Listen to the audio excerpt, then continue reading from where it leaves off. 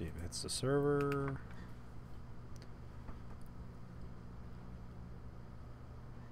It's hitting the server. All right. We are recording. All right. From the industrial wastelands of Michigan to the fruited plains of Iowa, this is the American Greed Factory. I was thinking we should just do that from now on and just start talking. Oh, Anyone want to listen to that music for 43 seconds? that's my drinking time. That's when I was like, oh yeah, I gotta think about things, and I do. Oh, yeah. Well, we can still do it. I got to pour a shot. There's Conlon hitting the raw vodka. Thank you, potatoes. Big old gulp of vodka. Thank you, Winter Wheat. I don't know. Maybe we'll play the theme song sometimes. I have a new phone. Your old phone. Oh, which one's that? Galaxy S7. Oh, is that the one I had? I think I so. thought I had the S5. Or maybe, I don't know. You had it like last year, right? Yeah, I got the Apple phone in December, so yeah, I would have had it. Yeah. Till the end of last year. That's a good phone. Yeah. I only had to replace the battery once, so. I haven't had to do that yet. So.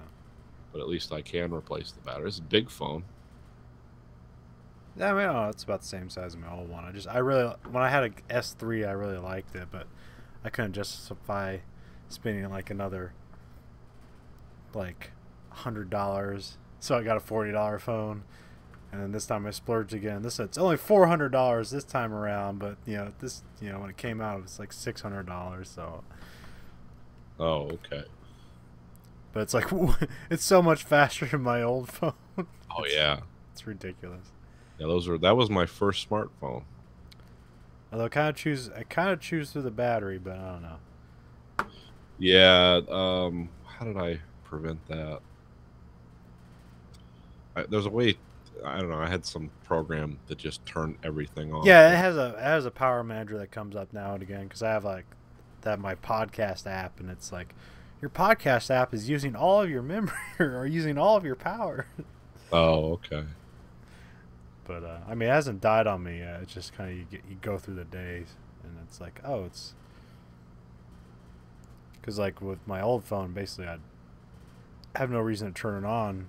It basically was like a glorified texting and MP3 machine, so it never had a full screen on. Where this thing, it's so magical, you like turn it on and use it all the time, and you waste the battery.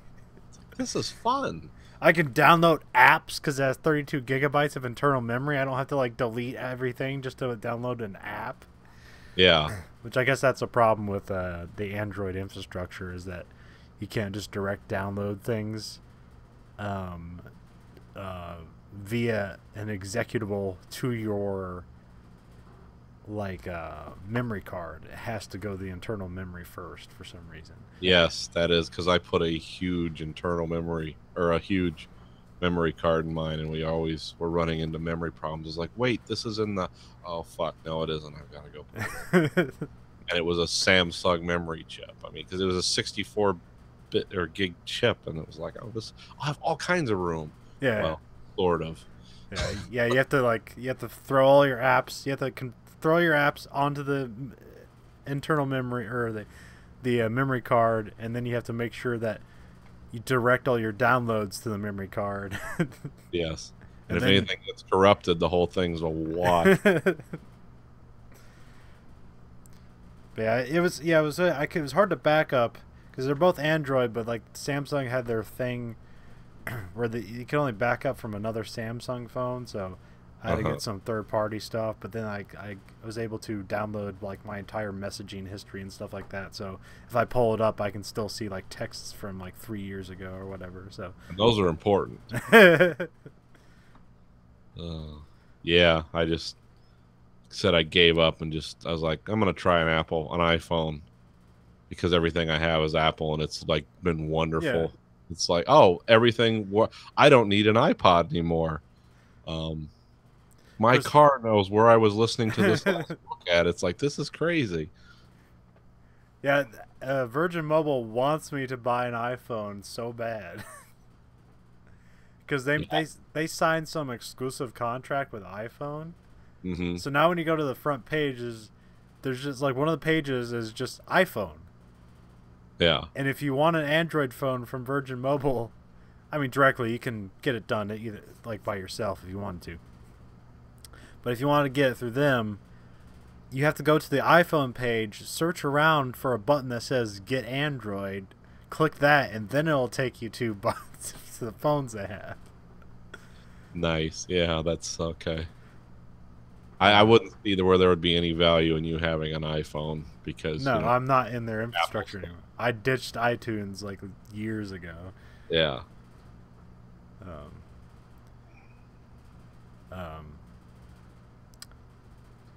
What was it? Oh yeah, and then I got a case for it, which I'm kind of against cases. I'm like, they should fucking build a phone to work. Oh yeah. Good luck with that. But this is the second time I've broken the screen on my phone, so they're like, I'll get something. Yeah. Although the last phone that broke the screen, I didn't drop it. I was just had it in my coat pocket, and I was just doing something and just broke it with my chest and whatever I was pressing myself up against. Yeah, I get the Urban Gear case, and then I get that sapphire screen you put over the front of it. Yeah. But then again, too, I don't handle my phone a bunch, so everything's done through my watch or voice command now. Yeah. Oh yeah, you got that thing. Yeah, so I don't. We'll I'm see. always doing this. Yeah. So it started with the center thing there, which was totally fine. The phone still works. Yeah. But then it started to do this and this. Yeah. And I was like, all right, gotta get a new phone. Yeah, if you put that glass over the front, it'll take the first shock. Because I've replaced it on Grayson's 4 times, and I replaced it on Stacy's twice, and mine never. So. Well, I got an otter box, but Okay. I didn't get the deluxe one. I didn't get like the Hunter's waterproof otter Like box. bullets and stuff, yeah. I got a simple one. I like this one just because I like the flip thing on it. Yeah, that makes it nice. Yeah. Yeah, that's I looked. Grayson had an OtterBox, and Apple had to replace his phone because of it. And the lady at the store said, "Yeah, don't." She wasn't gonna say, "I don't recommend you use OtterBoxes," but she says, "If you look around the store, we don't have those anymore in the store." Because remember, they had their magical case problem, which like wasn't a problem. It's like, Yeah. our cases don't bend. It's like, that case is clearly bent. That's why, because he couldn't turn the volume up anymore because it bent right there. Huh. Like, that looks like user abuse. I said, it was in an OtterBox. I mean, unless he used it as a hockey puck. So, I have my usual tete-a-tete with the people at the Mac store, and it's like, you're going to replace this. We can do this dance eventually, because otherwise I'm going to just join the Legion of Hate on the internet, post pictures of this. I mean, I don't have to say this stuff. It's understood. But yeah, so that's why I get, like, I think this case costs $10, and the glass for the front costs $5, and I had the exact same configuration on my Galaxy, and for 3 years I had that and never had a problem with it. So the iWatch is a little vulnerable, or Apple Watch or whatever, but I don't bang it around. I'm not swinging sledgehammers at work. Yeah. It's also not that big of a screen, so it'd be harder to. Yeah. I mean, I see it like. Have you ever broken a watch? No. Okay. Never broken a watch. There you go. Not Not in the kind of work I do now. Shit I used to do, yeah, I would strip the bands and stuff, but no, this kind of stuff is. I mean, it's a $400 watch. I'm not gonna like leave it on and change the oil in my car. It's coming off. So you have to have some common sense. But I'm an old person, so yeah, like a 16-year-old would probably break the watch. A lot of people have them. I don't know. I talk into mine a lot. People still look at me weird because I'll be like, Siri, send a text, and I'll just don't actually send it. But I'll send a text to somebody, and I'll just be sitting there doing that, and it generally gets it right. But people are like, what are you doing? I was like, this has been around for years. It's like, we're not in some obscure corner of Silicon Valley where only 3 people have these. I'm sending a text. You're like in a weird thing where it's like modern day people are confused by it, but like if you were if it was some kids from the 1950s who really like Dick Tracy, they would like know exactly what the fuck. Yeah, because you can talk on this as a phone. It's got good speaker pickups, but the problem is you can watch the battery gauge. It's gonna go down fast. Yeah. So yeah, if you were into that, yeah, Dick Tracy, it would make perfect sense. And the interesting thing on here is like the home button, which is a button at the bottom center, and everything else is a touchscreen. Yeah. But there's one physical button, but like the physical button is also a fingerprint reader. Yes. Which I don't know how that works. That's kind of interesting. So I have it. So had that on my Mac has that. My Galaxy has that. I never used it because I don't trust. That's that because the gun. I used to have those gun safes where you just put your finger on it and you knew which code to enter. Yeah. And all went biometric, and mine broke. And I said, "Where are the old ones?" He goes, "Oh, they don't make those anymore. These are all the biometric ones." I'm like, "Okay, well, looks like I'm going back to keys then, because I'm not going to wait for that to fail when I need it." Well, I have it set. Well, it's set up with a kind of a dual setup, so it's not just a fingerprint. It's also you can also do the pattern swipe. Yes. But if you want to do quicker access and not have to swipe the pattern, you like press the button, hold your finger there, and it reads it. And also, if you need somebody else to access your phone, you can just tell them to swipe the pattern. Oh, okay. So it works either way. No, I never trusted it enough to even try it once. I don't think it can work alone. I think it can only work in tandem. It's like just a quicker access. Okay, I see. But you have to put your thumb on it in like 8 different ways and sideways, so no matter like how you're holding it, it can recognize your thumbprint, or at least a part of it, because it's not like your whole thumb. It's just like a part of your thumb it recognizes. Right. Yeah, well, it recognizes multiple parts of your thumbs. Yeah, I like what's the new thing they're playing with, where instead of trying to remember passwords, you're just gonna take a picture of your face. Because a face is like a fingerprint, supposedly. Yeah. Like there's no delineation. No one can have the same face. My question is, what if I hold up a picture of your face? it's yeah. There was I remember that episode of MythBusters where they're testing biometric readers, and they went really complicated to like duplicate like someone's thumbprint. And then at some point, like, you know, like that, they took like they lifted a print off of like a cup of coffee, and then like they made something. It was like a silicone like thumb with a thumbprint on it, and like that worked. And they said, well, how simple can it be? And then they eventually just like printed it off of like just photocopied it and just put it on there, and it worked. Yeah. Yeah. Well, that shit is like well, I remember you got me into that kind of lock picking stuff. Yeah. I watch a lot of those on YouTube just because I think it's fascinating. It's not another hobby I'm launching because I have expensive hobbies already. But what I've learned from that is like these guys will literally take the hardest locks in the world. And of course it's time lapse. And the one guy's real copious about telling people, it's like, it took me 5 hours to pick this the first time. Now I know what it's doing. I can pick it really fast, but don't think you're going to get this right away. It was like all that stuff can be bypassed. Like there's no physical tumbler lock anywhere in the world that somebody can't get around. And those magnet locks and everything. This guy does everything. It's like, oh, I'm going to need 3 small magnets and a strip of copper. And it's like, holy shit. And it's clink, clink, clink. It opens up. Because that was a $500 lock, folks. Yeah, I like the one. It was like it was a really cool fucking lock. Like I think it's like a $3,000 lock. Yeah. And they're like, it's unpickable because like the way the mechanism worked is it was almost like a shotgun, and the key was a bullet, and you had to load it in there and like lock it in. It's like you loaded in the key, and then like it went inside the lock. So then it was like, oh, there's no way to get instruments inside there. It's like it's unpickable, but then like someone just made a bump key, loaded it in the lock, and then like shook it and hit it at the same time, and it picked it. It's like, oh, there goes your $3,000 lock.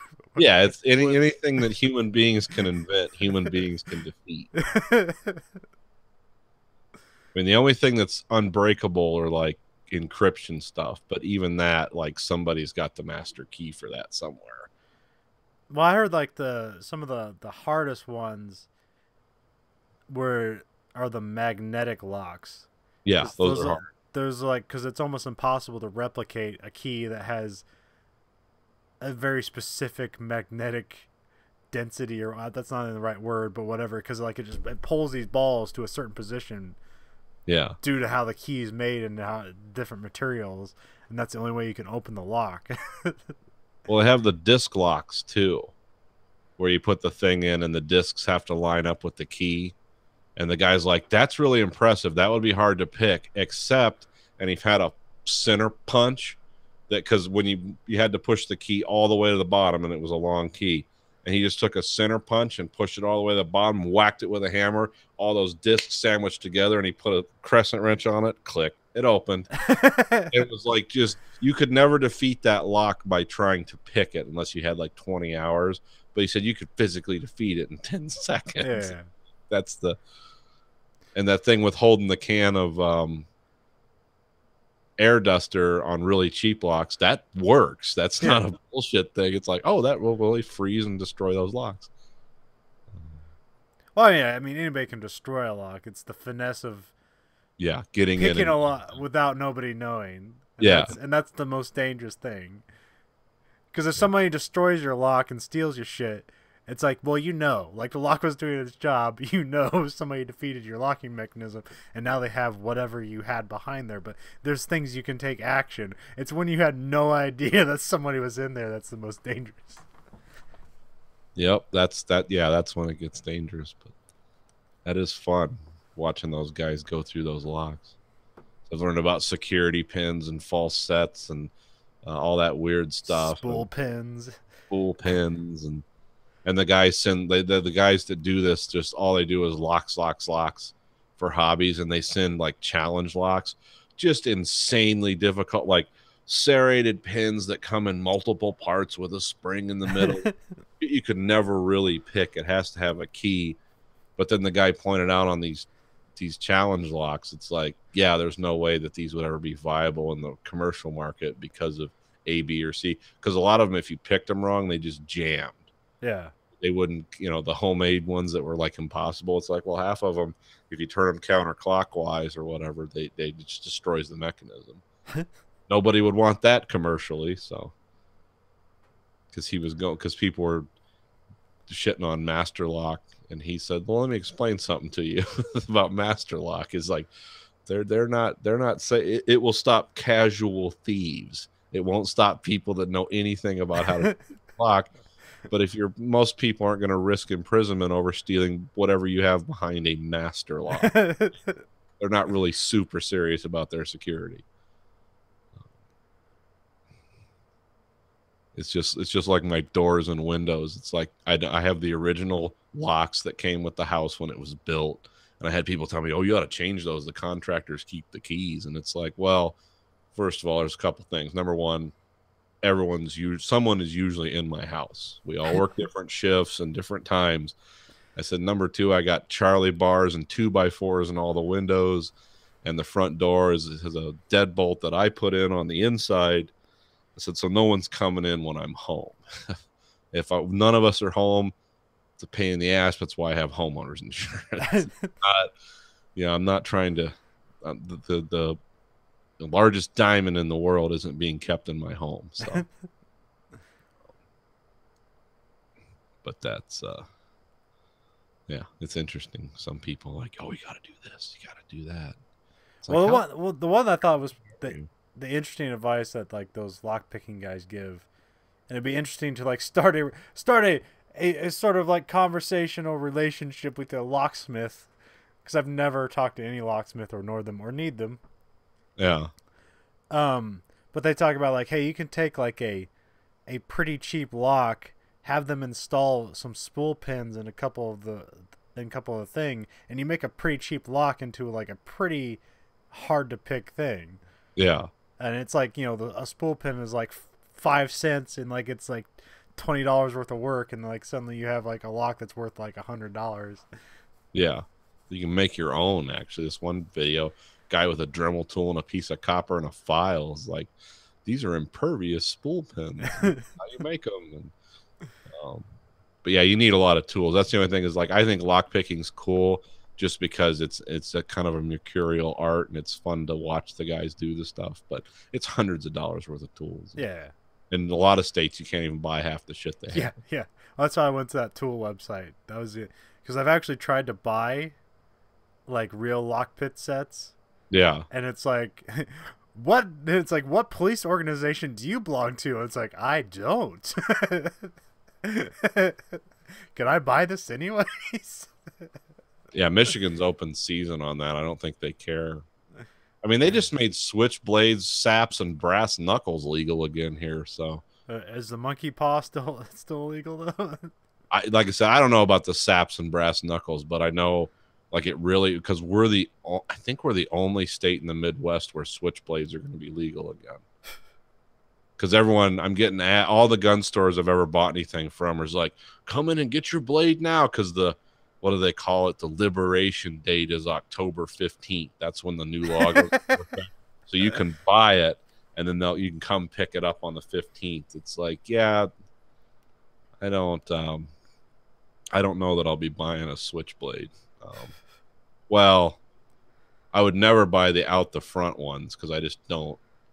I have someone who's been cut a lot using tools. I don't have a lot of faith in those. I'm sure that Microtech and all those people make great ones, but I'm not interested in one. Now, the side ones that come out that are big, chunky knives where you just press the button and it almost jumps out of your hand, it comes out sideways, those are kind of cool, but they're like $500. It's like, I could buy a fucking gun for that kind of money, and I don't need either. So, yeah, if I had fuck you money and I was starting a collection, I'd still want that knife from Spartan. Oh, the Halo knife? Yeah, the auto knife.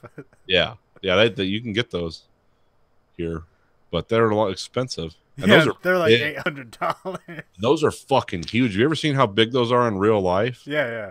Yeah, they're like, shit, they're like this by the time you're done. Yeah, it's like the blade that you would use. It'd be like a fixed blade knife that happens to unfold from its sheath. Yeah. Yeah, because you have to pull the tensioner back and ratchet in. Who makes those? Microtech? I'm not sure. It was some German company, or at least, I mean, in the story, in the movie, it's like he said he got it off a German fellow, so I don't know. Yeah, those are Microtech Halo knives that you're talking about. He used one in the one with Tom Cruise, where he's the assassin. He used one of those in the club. Oh, okay. Yeah, that's those are pretty infamous. Collateral. Yeah. Okay. Those are pretty infamous knives. I've actually seen one in real life. It's big. It's like, holy shit. What is this, Sparta? Are we getting ready to take our short swords into combat? What the fuck are we doing here with this knife? And it looks really cool. And if it was $200, I'd have one tomorrow. But they're way more than that. So. Oh, I learned a new word in German class. What's that? It's the word for right-wing radicalism. What is that, Nazi? Well, no, they're talking about skinheads and stuff in the chapter, but I don't know. Really? In Yeah. German class? Okay. I thought they pretended like nothing happened. It's like our history is blurry from the 30s to the 50s. Anyways, it's Rex Radicalismus. Rex Radicalismus? Yes. Is that how it's pronounced? Yeah. That's weird. Rex is right. Okay. It's links in the Rex. And Okay. then radical it's just like radical and then ismus. Rex Radicalismus. How do they feel about right-wing politics in Germany? I don't know. Did the book offer any insight? No, we're in the chapter about Köln. Oh, what's that? It's a city in Germany. Oh, okay. Der Rhine runs through it, or der Rhine, Laus, Dirk, something. I don't know. I found out something interesting about Angela Merkel. I was listening to a podcast because they were talking about like Europe moving to the right. I didn't realize that was the mainline right-wing party, or well, that we would what they would consider Republicans. It's the what is it? The Union of Democratic something or another. Whatever Merkel's party UDP? is. Yeah. Okay. What is that? The German Democratic Party or something? Not What does sure. that mean? They said it on the show. 'Cause, I like, didn't realize that's the well, that's because the like the old party of Germany. yeah, the old well, I remember like the old like Soviet part of Germany was called the DDR, which was DDR, which stand for Deutsche Democratic Republic. Yeah. But that was the Soviet side, and I can't remember. I think the other side was UDP, which I can't remember what it was called. Yeah, I think yeah, I think that party is like the Christian Democrat. I'm not going to look it up, but I was surprised to hear that that's considered the not right wing but conservative party of Germany. Yeah, it's like, yeah. those people are conservative. Holy Yeah. fuck! I know, yeah, like I don't know. In different countries, like conservative and liberal mean like totally different things. Where it's like in some countries, like what we consider right wing radicalism is like liberalism, and Yeah. No, this guy was because this guy was a U.S. German relations guy. yeah, Because he's talking about how the Germans have floated these ideas since Trump became president about maybe we can do our own thing without America, and all the other European nations are like, no, we can't defend ourselves against the Russians without America. But the Americans won't defend us anymore because Putin has Trump in his pocket. It's like, yeah, that's true, but they still have a huge military that we don't. and they're not going to just cede Europe to Russia. But yeah, that was what they were talking about Merkel's party. And because the one guy was saying was like, well, if the Germans don't like the immigrant situation and they're not super happy with Merkel, can't they vote for the conservatives? And the guy was like, that is the conservative party in Germany. And the guy had the same reaction I did. Is like, those are conservatives? It's like, oh yeah. He goes, the liberals are fucking communists over there. okay, That's not they're like crazier than because he explained, they were talking about Antifa and how that started in Germany and what that was based on and how it came over here. And he was like, oh yeah, that's because then they were talking about French political parties too, and those are like what you said. It's like really weird. It's like these people are hardcore nationalists, but they're very socially liberal, but they don't want foreigners in their country. It's like, so they're a mix of like, well, we want to build a wall in France too, but we want all kinds of socialism and public money. It's like, well, they have some interesting political collisions. Yeah, it's like if the political spectrum was a circle, and this is where left and right wing radicalism meet. I forget what he said the French party was, because he was talking about. There's like 72 French parties, like because yeah, that government has changed so many times throughout the years. Well, because they were talking about like Le Pen, like he said, those people are French Nazis. Like they really are bad people. But they said Macron, what he represents is, he said he's a little to the left of Obama, but in France that makes him super conservative. Like because he wants to make it so that people can actually be fired from jobs, and if you work people more than 30 hours a week, you don't have to pay them like massive sums of money. And he's trying to change their work stuff over there, and they're really hitting the walls. Because he's made these pitches to people like, we can't be competitive in the world if we do this, and they're all like, fuck the rest of the world, this is France. We don't care what they're doing in China. It's like they're all slaves. We don't want to live like slaves. Oh, okay. I can almost get behind it. So I got a new model. Would you get this, more Machine Krieger? I can't afford the Machine Krieger. I've done all the little Machine Krieger. Like, I really like it. I'm glad I found it. But now I'm in this is $120 a crack Machine Krieger stuff. So I'm gonna have to take a break. But I got this. I'm sure you'll recognize this from nowhere. No, it's all in Japanese, but it is I told you about, I wanted to do like a Chris Foss, like the 70s sci-fi covers. He makes the real organic multicolored chips. Well, I was cruising around the model shop, and this is I don't even know what this is. Everything's in Japanese. I can't. I even run in the translator. It just says bomber plane. It's like, It's not even um, like from some anime it or anything. it is, but it's really I don't. There's no. I can't find any information. So Okay. I'm gonna hold this up, and if anyone recognizes this, whatever anime it is, it's not what it's going to be anyway. But this is a cool model. It's not huge. It's probably about as big as the picture, but there's a lot of magnets and stuff that hold it together. Huh. And this was a $78 model that was marked down to like 25 bucks because no one was buying it. And because I always find weird stuff like that there. Yeah. Like, oh, this is because it's highly detailed on the surface. It's got a lot of like hatches and panels and all that shit that I love. And so, yeah, I'm going to do like a Chris Foss inspired kind of a organic color scheme on it, and has a cool display thing because it stands it up and you can adjust it. And like I said, the magnet parts of it, you can take parts of the ship off and display them. And so, yeah, I'm going to do a 70s kind of paint scheme on this model. Psychedelic organic. Yeah, well, it kind of looks organic, and it could be a spaceship. And I'm not going to go too crazy with it because a lot of times that stuff's more jarring in real life than it is on the, as a piece of art. You know who I'm talking about when I say Chris Foss, right? Remember Hordarsky's Dune? Yeah, that's what I was thinking of. Yeah, those are the big checkerboard kind of odd colors. Yeah, that's what I'm gonna partially do with this. I don't know how far I'm gonna get because I'm not. Chris Foss is like also one of the greatest sci-fi artists that ever lived.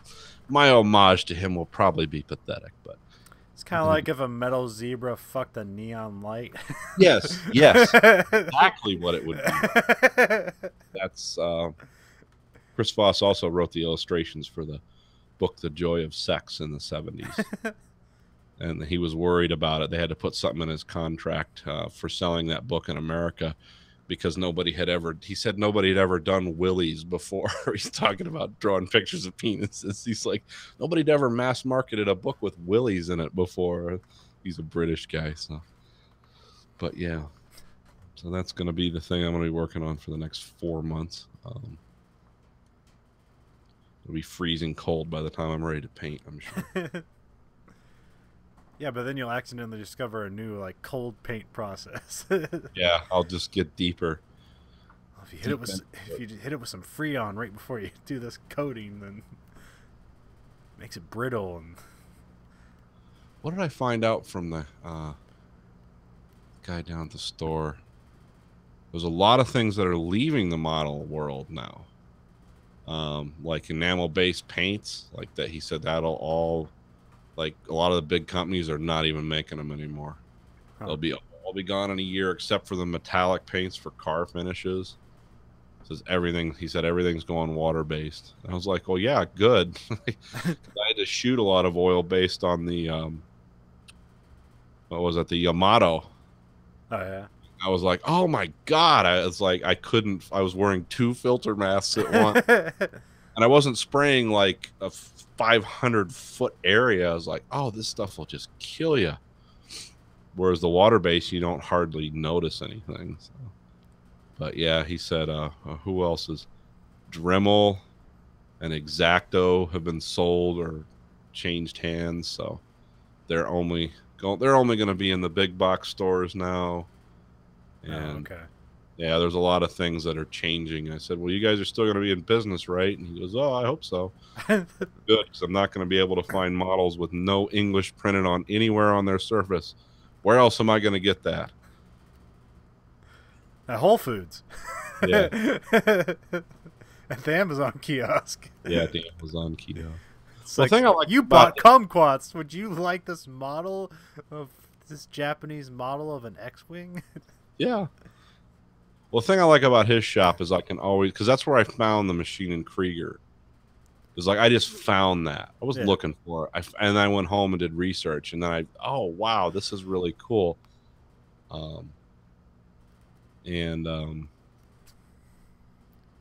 So, yeah, I can just organically find stuff. Like this was an idea I had floating around, and this model looks perfect for it. and also it cost $30. I suppose. Because if it was $76, I would never have bought this model. Yeah, or experimented on it. Or experimented with, strange color schemes. Like, you're gonna paint it to color the box? Nope. I'm just gonna do my own weird pattern. It's gonna look like a manta ray. A psychedelic manta ray. And what else did I find? Oh yeah, I wish Andrew was here. I can't believe the thievery that goes on around Warhammer tabletop gaming. Oh yeah. I had to rearrange the store. People just come in and like stuff shit. It's like, who's doing that? Like, Well, yeah, teenagers. you can ask Andrew, like, when he spends like $2,000 on a year on that shit. Yeah. It's really fucking expensive. Everything around it is expensive. The models are pretty expensive. The paint is expensive, and all the books and all the rules and stuff like that are expensive. Because he said you can't just buy one rule book. You have to buy like rule book and a bunch of auxiliary stuff and ancillary stuff to like all play it correctly, or else you're not doing it right, or people will yell at you. It's like, you didn't spend $300 on the book. It's like going to fucking school for Warhammer 40K. It's like high school shit. Oh, you don't have the polo jeans. You've got the fucking tough skins. But then he talks about people that do like, there's like subcultures of it where like they just fucking like papercraft.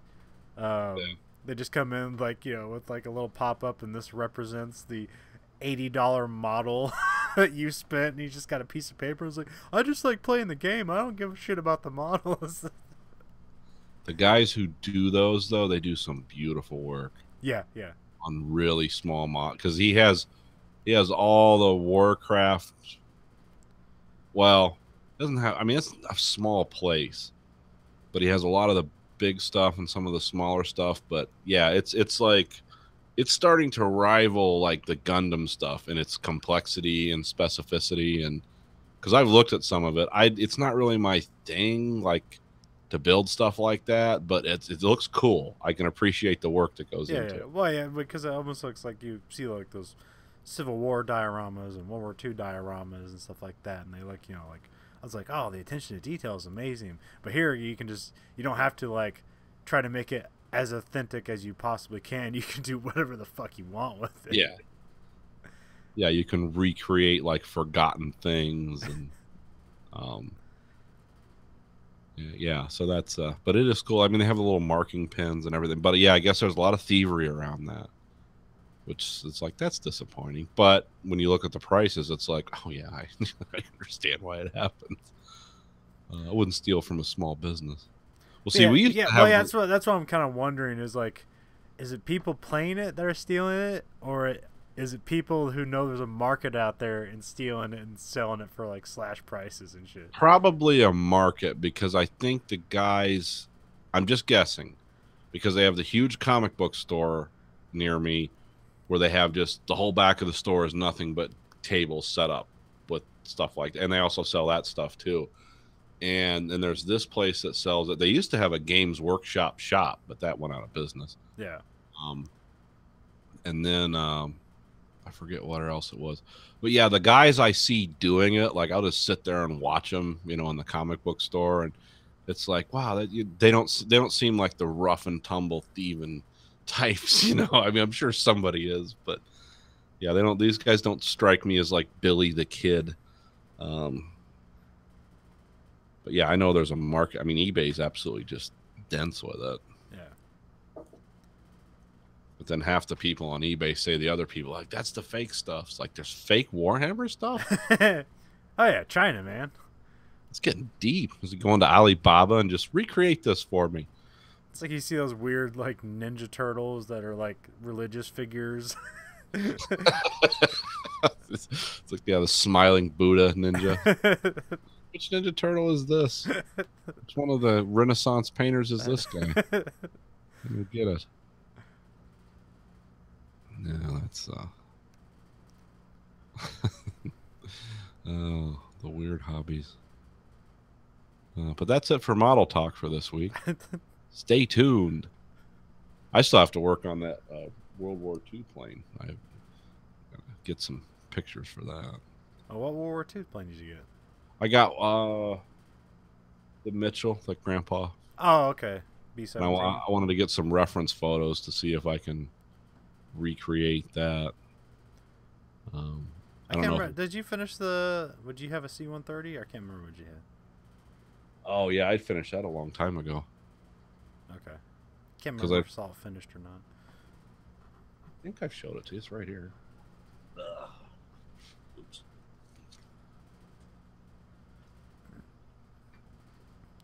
So would you? I can't remember if you painted it black or not or something. I'm sorry, I've had my headphones off. Yeah, I know. I was just talking, keeping it going. Oh, keeping Okay. it rolling. Yeah, this is the C-130. Is that black or is that green? It's like a green. It's Okay. gonna get a camouflage on it when I get the right paint, Okay. because I got that clay stuff where Yeah, you can you were telling me about that. pattern, but I haven't followed up on it yet because it's just been too hot and I've been too busy with high school football, so and not playing, but yeah, getting my son around to it, and so yeah, I haven't done any model stuff in a while, but now that it's cooling off, and you know, because there's nothing funner than sitting out in a garage at the workbench trying to put a model together and just sweat pouring off of you. But yeah, that was and then I did the Nutcracker, Yeah. the last big Machine and Krieger thing. That took like 2 months. Yeah, but you're kind of in between techniques on that, weren't you? So you're kind of debating. Yeah, I'm kind of again, I've done the primary paint came out really awesome. The little action figures came out really awesome. Weather and detail on the little action figures came out awesome. No weather and detail has been applied to the main tank yet, so because I'm still debating what I want to do. Because sometimes I really like that. That's where that goes. I haven't heard anything about it, any buzz around it. No, well, I mean, the interesting thing I heard is it was going to be like an anthology series. Uh-huh. Like, not I don't know the word for it, but it's like, it's not every episode is new, but every season is new. But with thematic similarities. Yeah, they're gonna do the episode to episode thing. But then once they're done with the season, next season's like completely different. Yeah, I heard that. Which sounds interesting. That could be. I mean, that's What sounds more interesting is the guy, I can't remember his name, but the guy who did American Gods was originally working on that Star Trek series. Oh, was he? Yeah, and they like fired him or whatever. And I was like, The writer? the showrunner. Showrunner. Okay, I thought it was like Neil Gaiman's working on Star Trek. That'd be interesting. Probably. He's probably, he run. He's a writer. He gets a. Oh, yeah, that was something I saw recently. Another Neil Gaiman thing. Well, what's that? So like I was maintaining, because something like you go through like directors who've never had a bad movie. Okay. And I always maintain that Matthew Vaughn has never made a bad movie. But there's only one movie of his I didn't see, which was Stardust, Okay. which is based on a Neil Gaiman novel. Okay. So I saw that and it was like, it was really good, because I remember it got kind of like middling reviews. Like people didn't really like it when it came out and just kind of disappeared. That's the one with Ricky Gervais and No, this is the one. Robert De Niro. Robert De Niro's in it. Okay. And it has Charlie Cox, a really young looking Charlie Cox, before he is Daredevil. Okay. It's like, there's all these people in there, like Mark Strong's in there, Henry Cavill's in there, like a ton of people are in this fucking movie. It's just like, Ricky Gervais is in it too. I forgot. Yeah, he's in it too, but he's not a main character really. No. But Michelle Pfeiffer's in it. Yeah, it's just and it's a whimsical fantasy movie, very along the lines of Princess Bride. Okay. But probably less insufferable if you don't like Princess Bride. Oh, I see. Sometimes you have to make that caveat because some people really don't like Princess Bride. Yeah. But yeah, I really liked it.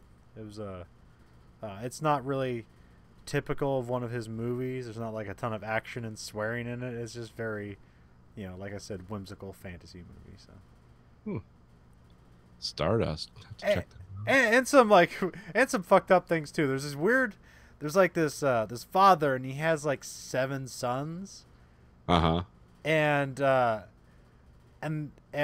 father is like about to die, and they're trying to figure out like who's gonna take over the kingdom. And like I think already 3 brothers are dead, and the rest of the brothers are like trying to kill each other throughout the movie. And when they die, they like appear as like ghosts who like just hang out waiting for the other brothers to die to see what happens, like who's gonna take the throne. And they always like, it's like however they're killed. That's kind of like the mark trait. Like one guy gets throat slit, so he can't talk anymore. He's just sitting there, and he's also nude too. So he's just sitting there like just covering up his bits, like can't talk to. He's just kind of like nodding at people. Or there's one guy who like fell to his death, so his face is just all smashed in. Oh God. But not more like disgusting. More like his face was made of clay. Oh, I see. Okay.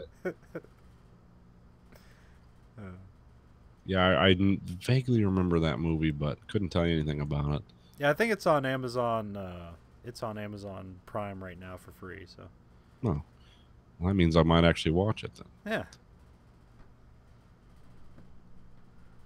But yeah, that was his movie after Layer Cake. So. But yeah, it was kind of a hard turn for me, and I didn't didn't hear good things, so I just never watched it. Yeah. I was had a couple 2-hour plane rides, so I watched it on that. You get time then. Yeah. Were they showing it on the plane, or did you watch it on a device? No, I had you can download movies to your Kindle, and if you don't have a connection to the internet, you have like 2 days before it just kind of like deletes itself, or or not really deletes itself until it needs an internet connection again. Okay. So you got 48 hours to watch a movie if you have no Wi-Fi. Oh, if it's already downloaded to your device. that's nice of them. I mean, Netflix does that too. You can download Netflix shows to your device now too. It's not everything on Netflix, but it's mostly their original stuff and some other things that allow it. Depends on whatever the content maker allows. Oh, okay. Yeah, there's a lot of those. There's like HBO. Like how much longer are they going to show movies that other people make? I mean, that's all they do right now, except for TV shows. I mean, Game of Thrones is done right now. I mean, well, not done, but waiting until the next season. Waiting to be done. Yeah. What do you think? I'm up to date on everything. If you want to do some Game of Thrones talk. Well, I haven't seen the last episode yet. Oh, okay. But I know what happens, so you can't get away from it. And so I just haven't seen it. Yeah. But, I mean, my overall impression of this season of Game of Thrones is they're trying to wrap it up. Yeah, yeah. They went from some slow kind of plotting storytelling to like, okay, kill these people off, wind that up, get rid of these people. Yeah. Well, it's, like people are talking about. Oh, go ahead.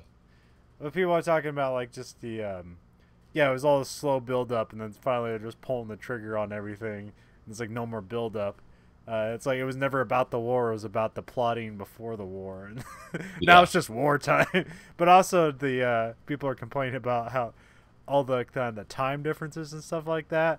Because like going to the wall was like half a season, and literally like the characters like it's cut to like characters halfway around the world, cut to characters at the place across the world in like 10 seconds. Like, yeah, this doesn't make sense, but fuck it, like moving along. Yep, we're moving it along. We got to tell a story here. So trying to think of what my favorite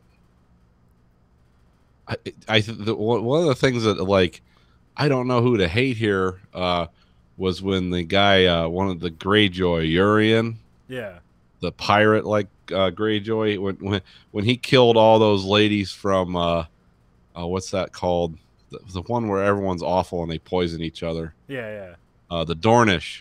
It's like when he killed those the 2 Dornish girls, who had just poisoned and murdered their way through a lot of this. I was kind of like, yeah, good for him. I kind of strikes the right note. And then when the queen like poisoned that lady's daughter in front of her, and it's like, you're gonna get to watch her die and decompose, because they did the same thing to her daughter. It's like, yeah, that sounds about right. You know, the things that were supposed to be, some of the things that were supposed to be shocking and awful is like, yeah, I could see people doing that. And they haven't cut back to that yet this season. It was like, I wonder if they're going to do that next season. So, like, how horrifying that's going to be. It's like, remember, Cersei's a monster. The rotting body hanging. That's, Are you enjoying yourself? But they, yeah, that was, I mean, it was a very strong season, but yeah, they really hit the accelerator. Well, I guess they usually do this with their last seasons, HBO, where you like cut the season in half and split like the last season. But I guess they did that this season mostly to up the CGI budget. Yeah. So they just basically every episode turned in, like, it's like, we're gonna cut the episode in half so we have like twice the money for each episode. And presumably more time to write it, although a lot of the writing seems sort of rushed this season. Yeah, it's yeah, they're doing it on their own, but I heard that George R. R. Martin had a lot more to do with it than, like, because basically the broad strokes of the last two books are being told. yeah, it's like he's giving them the framework for everything. Yeah. Just and they're kind of going off of it, whereas like when his books finally come out, there'll probably be like different kinds of details or whatever, but probably be about the same. What were the other things that stood out? I didn't like it that the old queen died, or the lady who what house did she run? The Tyrells. No, I don't know. I can't remember, like the Highmores or something like that. I can't remember. Yeah, I always liked that lady. She was such a nasty old woman. Yeah. It was they seemed to get rid of her. Like what's his name gives her the poison, and then she tells her like, I murdered your son. It's not awful, is it? I'm not going to die horribly. And she takes the poison. You know, like your son died. It was really terrible to see. I didn't know it was going to be that way. What did that feel like? Yeah, that's what I loved about that character. Like, she's going to say the worst possible shit. So yeah, I kind of missed her. And Jaime Lannister's always been sort of a redemptive character, and despite his weird, sick relationship with his sister. Yeah. But yeah, that was pretty badass when the dragon was killing everyone, and he's just like, I'm gonna grab this banner and try to drive it through this woman sitting next to a dragon. It's like, oh, this guy is kind of a lunatic. And the guy knocks him off the horse. Yeah. Sellsword. I like the there was a meme that came up where it had it was like a picture. It said employee of the week, and it was his face. Yeah. It's like, I fought a dragon and I saved the king or the prince or whatever. Yeah, I always wondered why it's like, why is everyone afraid of these dragons and they're impervious? It's like, all you need to do is build a giant bow. And it's like, oh yeah, they did. It almost worked. Now, the one thing that was weird was when of course, Daenerys went, apparently at like Mach 10 on this dragon to go save Jon at the outside of Eastwatch. And it's like, boy, these creatures in the north that everyone's been frightened of for so long, I can see why, because these two dragons show up and start destroying their army, and this guy's pretty sanguine about it. He's like, give me one of those spears. It's like, there's no surprise in any of this at all. It's like, we're just going to throw a spear at this thing and kill it. That seemed a little quick. It's like, aren't the dragons supposed to be the ultimate force on the battlefield? That's why lunatics ruled Westeros for 700 years, because they had dragons. It's like, and this guy just chucks a spear, and down she comes. It's like, whoa. And then when they pull it back out at the end, it's like, oh fuck. Now they have an ice dragon.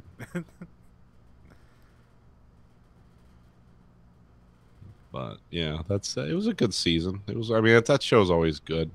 Yeah. Like I said, I haven't seen the last one, but I know Peter Baelish dies, which he was one of those characters that was like so obviously bad from the beginning. It's like, who the fuck is entreating with this guy? All he's gonna do is screw you over every time to get to the next level. Like, he's not gonna be your friend. It's like, okay, this far and no further. No, he's just gonna fuck everyone over. Well, they did do an interesting thing of like kind of recounting it, because you always know that like he has this undying love for their mother. Yeah. But then they kind of like retrace it back. It's like, you made our mother and her sister hate each other Yeah. for some reason. Yeah, And again, that whole thing, like, you didn't love our mother, you just loved yourself.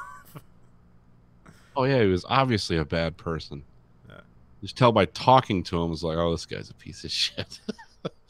There's a lot of characters like that in Game of Thrones that are like, why are people taking them seriously? It's like, these people are just going to screw you. But I guess you have that omnipotent viewpoint, so you kind of see all sides of them. But yeah, that was, like I said, I haven't seen that one yet. I'll probably watch it tomorrow. Well, here, well, I want you to just tell me what you think happens in the last episode, because I'm pretty sure by now you can pretty much guess everything that happens. Well, I know the big thing is he dies, and Jon Snow and the Queen get together. Yeah. And Peter Dinklage is trying to drive them apart. Because I know Arya kills him. Yeah. Because she's, had her death cult psycho training, and she can fight the greatest knight that ever fought wounded and sick people in the land. What's her name? Breen. Yeah. Yeah, because Breen can always kick everyone's ass if they're starving and or handcuffed. Like, she's an awesome knight. It's like, kind of.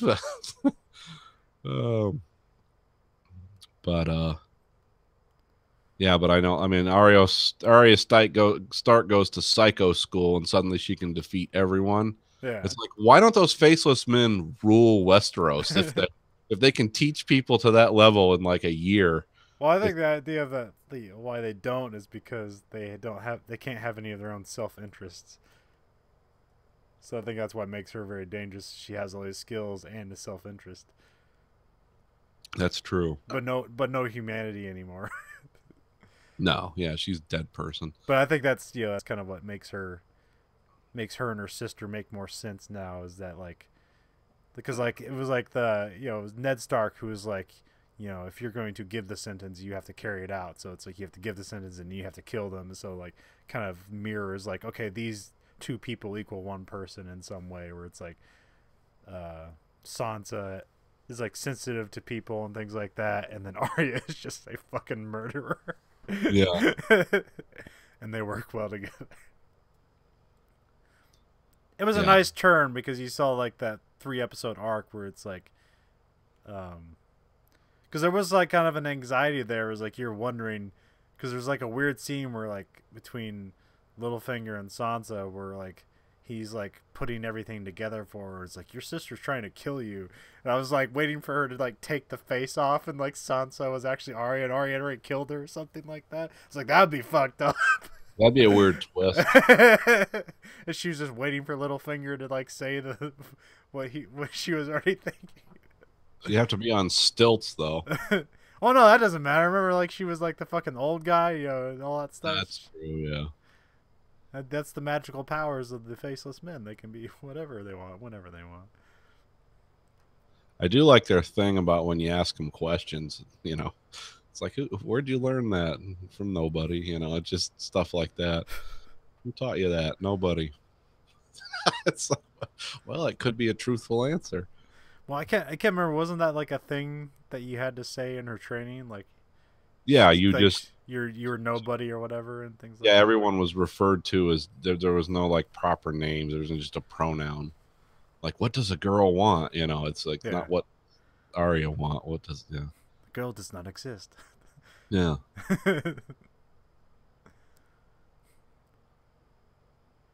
But yeah, so Now we're in the lull of, what does HBO have now? I forget all their shows. You're like, it's like, I think it's like Ballers season 2, like no interest.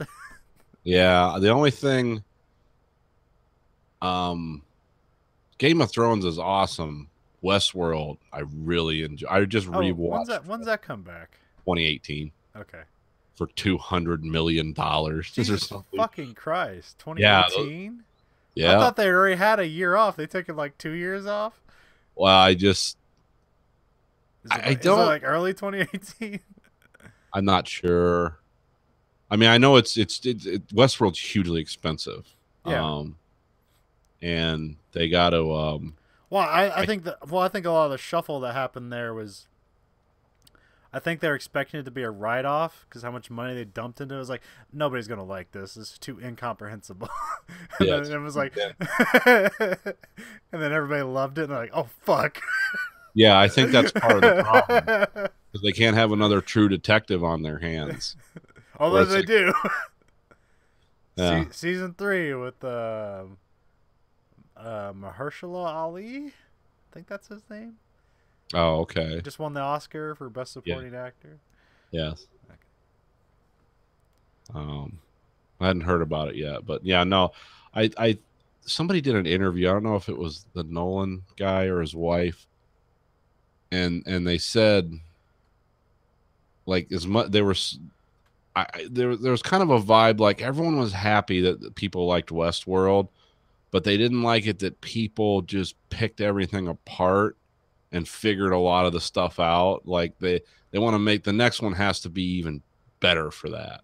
They got to 'Cause make it even more obscure and dense. Yeah, well, because people to figured not out give it away. pretty quickly that like the Ed Harris character is like, oh, these two other guys, yeah, this is Ed Harris in the. I mean, that was like. After that episode came out where they introduced those characters, everyone's like, that's 40 years in the past. It's like immediately like boom. And they're like, fuck, that was supposed to be the big twist. So I kind of get the vibe they're going to really try to up their game. And I guess they're not getting Anthony Hopkins again. Yeah. He's done. He's like, yeah, I did my part. And I did like that thing I heard when they were talking about dissecting scenes with him, how he reads a script like 100 times, and they were showing like, you know, all these weird nuanced moves and inflections he puts on the word. It's like, that's all Anthony Hopkins. That's not the director. That's just like, okay, I'm going to do the character this way. But yeah, they said he had. I mean, that's why you hire an actor to do. They bring that shit to the table. Well, he has a monstrous work ethic, and he's always been known for that. Like, Yeah.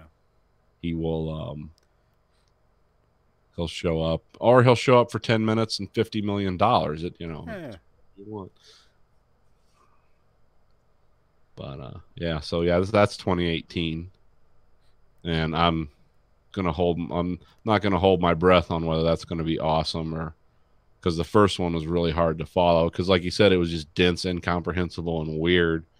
The advertising for it reflected, you know, exactly what you were saying. It's like, this is our thoughts on this. This is going to be. Some people are going to like this. Some obscurists.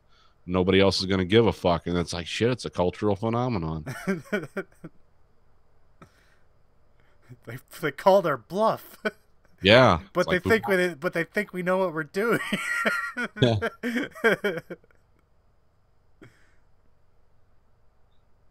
So that I don't know what's coming out. Stranger Things on Netflix will be out. Yeah, there's a bunch of Netflix stuff going. They got Stranger Things and BoJack Horseman coming out pretty soon. Yeah. Which I saw the trailer for BoJack Horseman season 3. It seems kind of interesting. The way they play the trailer, it's almost like he's not even in the season. Although I could see him doing that. I doubt it will go that far, but you never know. They like to do interesting things over there. They fucking did a. I guess is this season 4? I can't remember. It's before, yeah. Yeah. So like last season, they did shit where, there's a silent episode. Oh yeah, I think I've seen them all now. I believe. That's the one where they go under the sea. Oh, it's like like has a Cousteau vibe or something. Yeah. And somewhat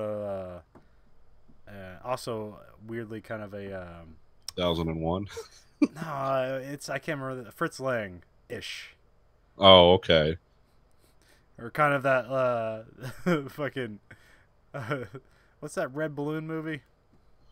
Kid with the red balloon. The red balloon. Yeah, kind of like that. Some French nonsense. French New Wave. Yeah. The balloon. Balloon. It's like, fuck, we finally hear him say something. See, Twin Peaks I'm current on. All right, me too. Love that. Yeah. When the lady's like in the room and she starts freaking out. It's like, oh shit, is Gordon gonna get shot? Yeah. And then they just They all open up on her. yeah, they all open up on her, and he's sitting there staring like this, and he's like, a police station? It's like nothing ever knocks him back, really. He's like, yeah, I've seen all this. Find out that she's some Gola of the Black Lodge. Yeah. Yeah, every episode you come back is like, is this going anywhere? It's like, yes, and the next episode, nope. Nope. Well, Dale Cooper's back finally. Yep. He's like a superhero now. Yeah. And, I like the two mob guys. Yeah. What kind of mob guys are these? Like, the only reason they didn't murder him is because he had a cherry fucking pie. Yep. Gotta gas up the plane, and they're not even like bewildered. It's like, hey, I never heard Dougie talk before. Well, I mean, not by himself. Seems pretty confident now. It's kind of sad with his wife and his kid. It's like, you're not Dougie, are you? I love you. Yeah, I was like, I can't remember. There's some meme going around with them two or something where it's like, what's happening? It's like, well, people are under a lot of pressure right now. What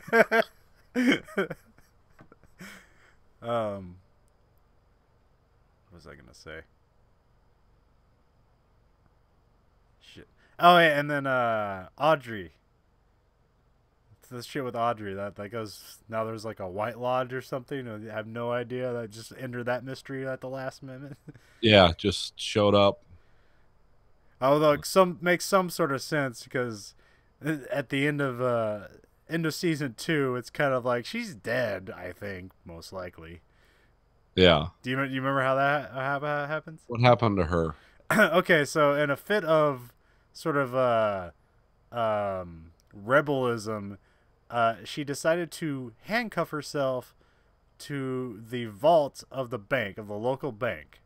Okay. And then I can't remember who it was. It's some guy, and the guy who ran the mill, the lumber mill.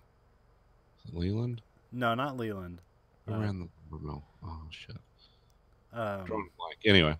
The guy who's like, there was a fish in the percolator. That guy. Yeah. So they got to open up.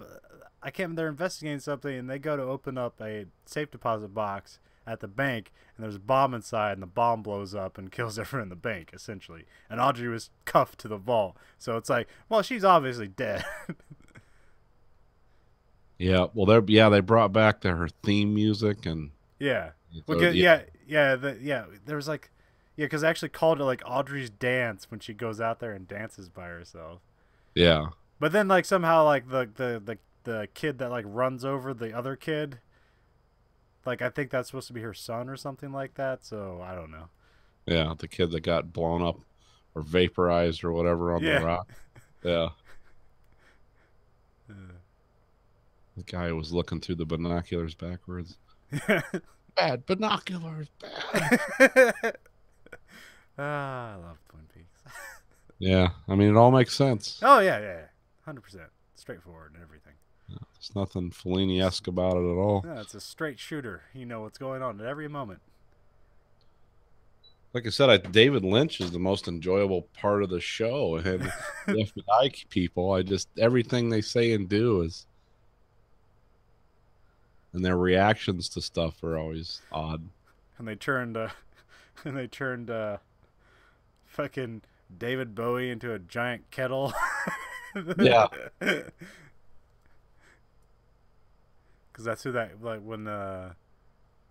when Bad Cooper goes to like that weird to the convenience store and he talks to that thing that's supposed to be David Bowie's character from Fire Walk with Me. Oh, okay. Yeah, I didn't. I think they pre-introduced it with a couple of scenes from Fire Walk with Me, and that's the only reason you know. Yeah, because they did a flashback when Yeah. he was in France. But yeah, that's yeah, because David Bowie had a real affected like Texas accent. Fire Walk with Me. I'm not sure how many episodes are left. I think there's like 4 or 2, maybe. I can't remember. I thought it was like was it supposed to be 20 or 22? I'm not sure. I'm not sure it was a full season, but it's definitely not. I think it's like around 18 or something. Okay. Because usually a lot of like cable shows only do like 13 or 10 episodes a season, but they don't seem to be spending a whole lot of money on the show, so maybe they were able to squeeze out a couple more episodes or something. It's still. I mean, I don't hear anything bad about it. I mean, other than the people that don't like it are never gonna. Not like this one will win you over, folks. If you hated the original from the '90s, you'll love the. No, I don't hear that, but I do. Well, I heard that like the Giant Bomb guys talking about it, and none of them are like diehard Twin Peaks fan. They just kind of like fondly remember it. And they mostly like all of them really like Fire Walk with Me though. Like they seem to like dabbed into the TV show, but really like the movie. Yeah. Which is kind of how I came about it too. And I guess they really appreciated a lot of the callbacks that this show does. That like if you're willing to invest, there's a shit ton of callbacks in this season that aren't necessary. No, and you might not even be important, but it's fun that they're there. Yeah. Oh yeah. Yeah. This has turned out to be actually more coherent and enjoyable than I hoped for. Because I know when the one executive from Showtime said, "Yeah, this is going to be the pure heroin," David Lynch is like, "Oh, this is just going to be unwatchable." Then it's be people running around screaming for no apparent reason. Yeah, I mean, there is that, but it's really I mean, when you compare it to like the original Twin Peaks, like this has almost no structure compared to the original Twin Peaks. No. It's just everything's a cold open almost. Like what are we doing? Okay. I mean, Dougie as an incompetent who just happens to uncover mysteries and solve problems seemingly without any kind of personal self-direction for almost 13 fucking episodes. Yeah, I will say, I think my biggest complaint is the Dougie thing went on. You could have wrapped that up in 4 episodes, but I don't know what their plans were. Because when the guy from the Black Lodge said, "Are you finally back?" and he's like, "Yes," I was like, "Fuck, that's the question we've all been asking." Are you finally back? Are we going to sit here and just let the Alzheimer's set in? I mean, how old is Kyle MacLachlan at this point? So yeah, that was pretty excited by the last episode. I love that part at the end, and like I said, my new favorite character now. I don't know what Cooper's going to be. Is Gordon Cole. It's like that. What a screwball. Like this guy seems to have an immense amount of knowledge and self-possession, but he's also really strange. And again, like like you said, the classic David Lynch stuff, people reacting inappropriately to situations. It's a lot of. It's like, wait a minute, that woman just got sucked into nothingness after being shot a whole bunch. Is that remarkable in any way? Are we going to pay attention to this? I just want to hear him say once. The last line of Twin Peaks is Gordon Cole looking at some incomprehensible thing, and then it disappearing, and him going, "Well, that was weird." Yeah, I'd like to hear that. I didn't expect that. Credits. Yeah, just boom. Starring Kyle MacLachlan. Yeah, just cut the credits as some I don't know, some 90s alt rehash. bunch of guys going into the microphone, whatever the shit they're doing at the end of that show. I found God at the bottom of a bucket. Where are you finding this music? It's cool, but some of it's really weird. Yeah, it's all over the place. I really like it. Yeah, Because there's even that he even like was using like that weird like hip hop song when the little guy goes around stab people. Like that was somebody's theme for like 3 episodes. yeah. What is it with? Have we ever got the David Lynch in the Little People connection? Like always in his movies, there's some little person doing something that's probably like you don't think of them as assassins. Yeah, Guy's like a dangerous assassin. And then you've got the guy who's with the one lady now.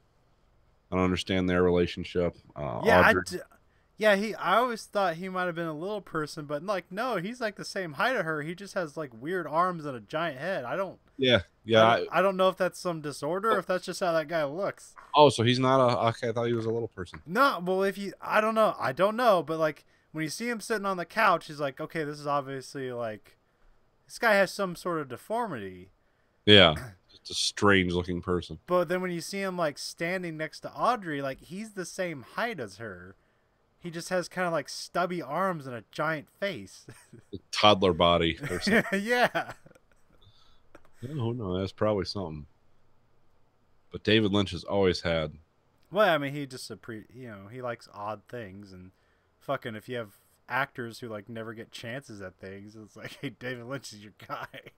Well, that always going back to Game of Thrones. That makes me wonder where Peter Dinklage is going to go after this. Because that guy's like an exceptional actor. Yeah.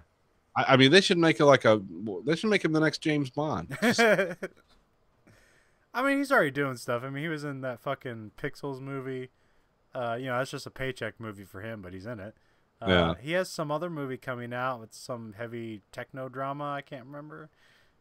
Something like that. I remember he was the guy in one of the X-Men movies. Yeah, yeah. The guy who invented the Sentinels. What's his name? I can't remember his name. Yeah. Did a good job though. Yeah.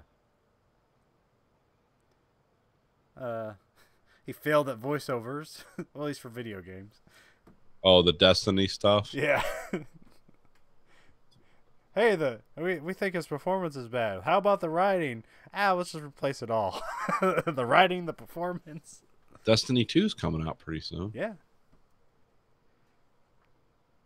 Grayson's playing the beta, the World War II. Of Call of Duty. Yeah. Call of He's Duty. very upset. They didn't have machine pistols in World War II. I said, yeah, they probably did, but they weren't commonly available. Yeah, it was probably some experiment.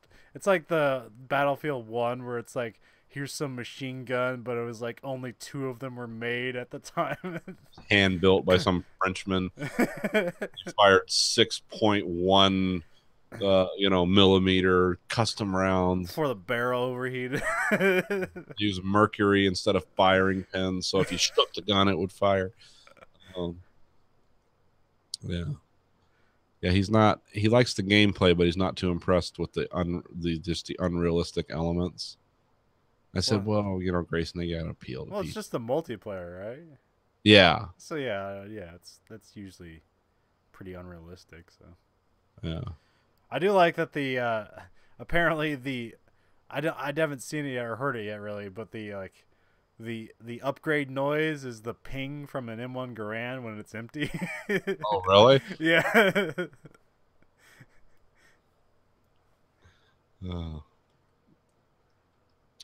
That's all I know about video games.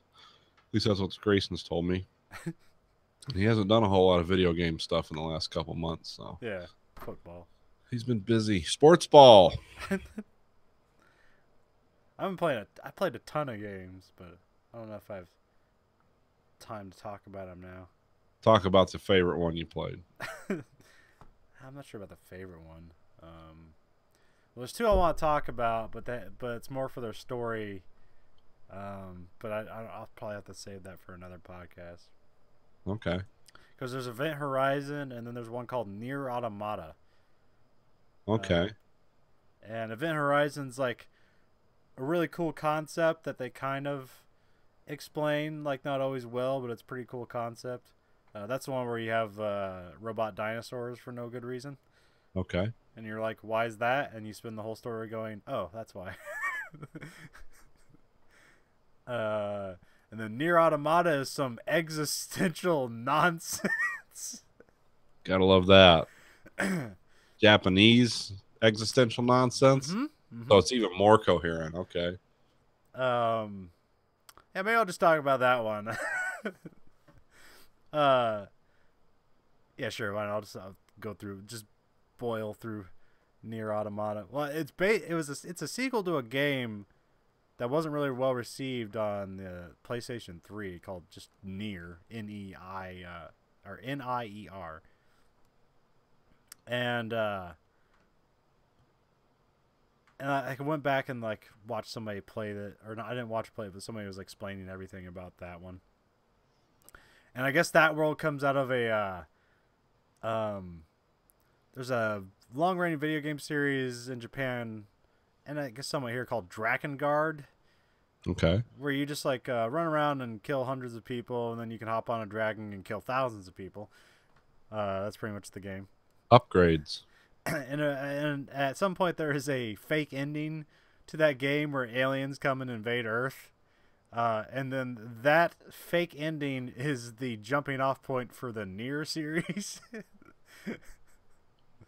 But in Nier Automata, humans live on the moon because aliens invaded. And they send androids down to basically try to get a foothold on Earth. The humans on the moon? Yeah. Okay. And then on Earth is completely taken over by robots that the aliens infected. Like with whatever virus. Yeah. So you get down there and you blow up a bunch of aliens. Robots. And there's these giant robots that, you know, those one giant machines that have like the turning, it looks like a saw blade of giant buckets. Okay. So they have like 6 arms of giant buckets. Right. And you're just an android with a giant sword and you're just fighting them. And there's like weird shooter moments too, where it's like it goes like top down and you have a spaceship and you're firing. It's like it does a lot of weird things with camera perspective and gameplay. The gameplay is kind of cool at first. It's a lot of like hacking. It's a lot of action and shooting and slashing swords, and then a lot of parry stuff. But then that actually gets pretty old, like fairly quickly. The novelty wears off. Yeah, and the thing about this game is you kind of have to beat it like 8 times to really get the entire story. Okay. Although one thing they do somewhat well is that each time you play through it again, you're usually playing it from a slightly different perspective, and they will like speed through the story so you get to the end quicker again and have more revelations about what was going on the whole time. Oh, okay. That stuff's kind of interesting. Yeah, the guy who makes it, it's a total weirdo. He almost has like a dead mouse head that looks like a moon that he wears on his head. Okay. And that's how he presents himself to the public. I could see that. Totally down. And like a lot of things, like this was made by Platinum, who they make a lot of games, but usually they make like pretty good action games. They make like Bayonetta, and they made bunch of like cool action games. Okay. So this guy, the director, he had a good team behind him this time. So like it plays better than any game he ever has. But he doesn't like a lot of the idea of the games he wants to make, is he doesn't like the idea of your only interaction in the game is like killing something. Okay. So then that becomes like ends up becoming like one of the focuses of the game, is like, why are you killing these people throughout every subsequent time you play through the game again? You're questioning like, why are you killing these things? Finally asking that question. And there's parts where they just kill themselves. Like there's one Yeah. the whole sequence where you get to the end, like you just see like you're like running, and like as you're running across a platform, and it's like it kind of like goes to a side-scrolling perspective, and you see all these robots like as you're running just dive off into lava like as you run past them, and it's like 100 of them. And they're and they're saying like bring like we are going to our god and shit like that. Yeah, so it sounds like, they're happy to die. You get to one part and the robots are fucking each other. That works. Well, not really fucking each other because they don't have genitals, but they're kind of like ramming into each other like in sexual positions. Oh, there's sexually suggestive robots. Yeah. Yeah, okay. Yeah, at some point, and then they like build their own androids. And at some point, you find out all the aliens are dead on Earth, and they've been dead for hundreds of years. So it's just been the androids? Oh, it's just the robots. Or just the robots? Yeah. And the robots have developed their own consciousness, and the androids that the humans sent down there, like it's like illegal for them to like basically feel sympathy for the robots. And then they start to like, no, I think these things like have their own consciousness. This sounds really clear. I mean, this is like this is moving from point to point to point, and I'm I There's- can't see what's going on. There's 26 endings to the game. Oh boy. One for each letter in the alphabet. Now, about 20 of them are joke endings. Oh, so what's an example of a joke ending?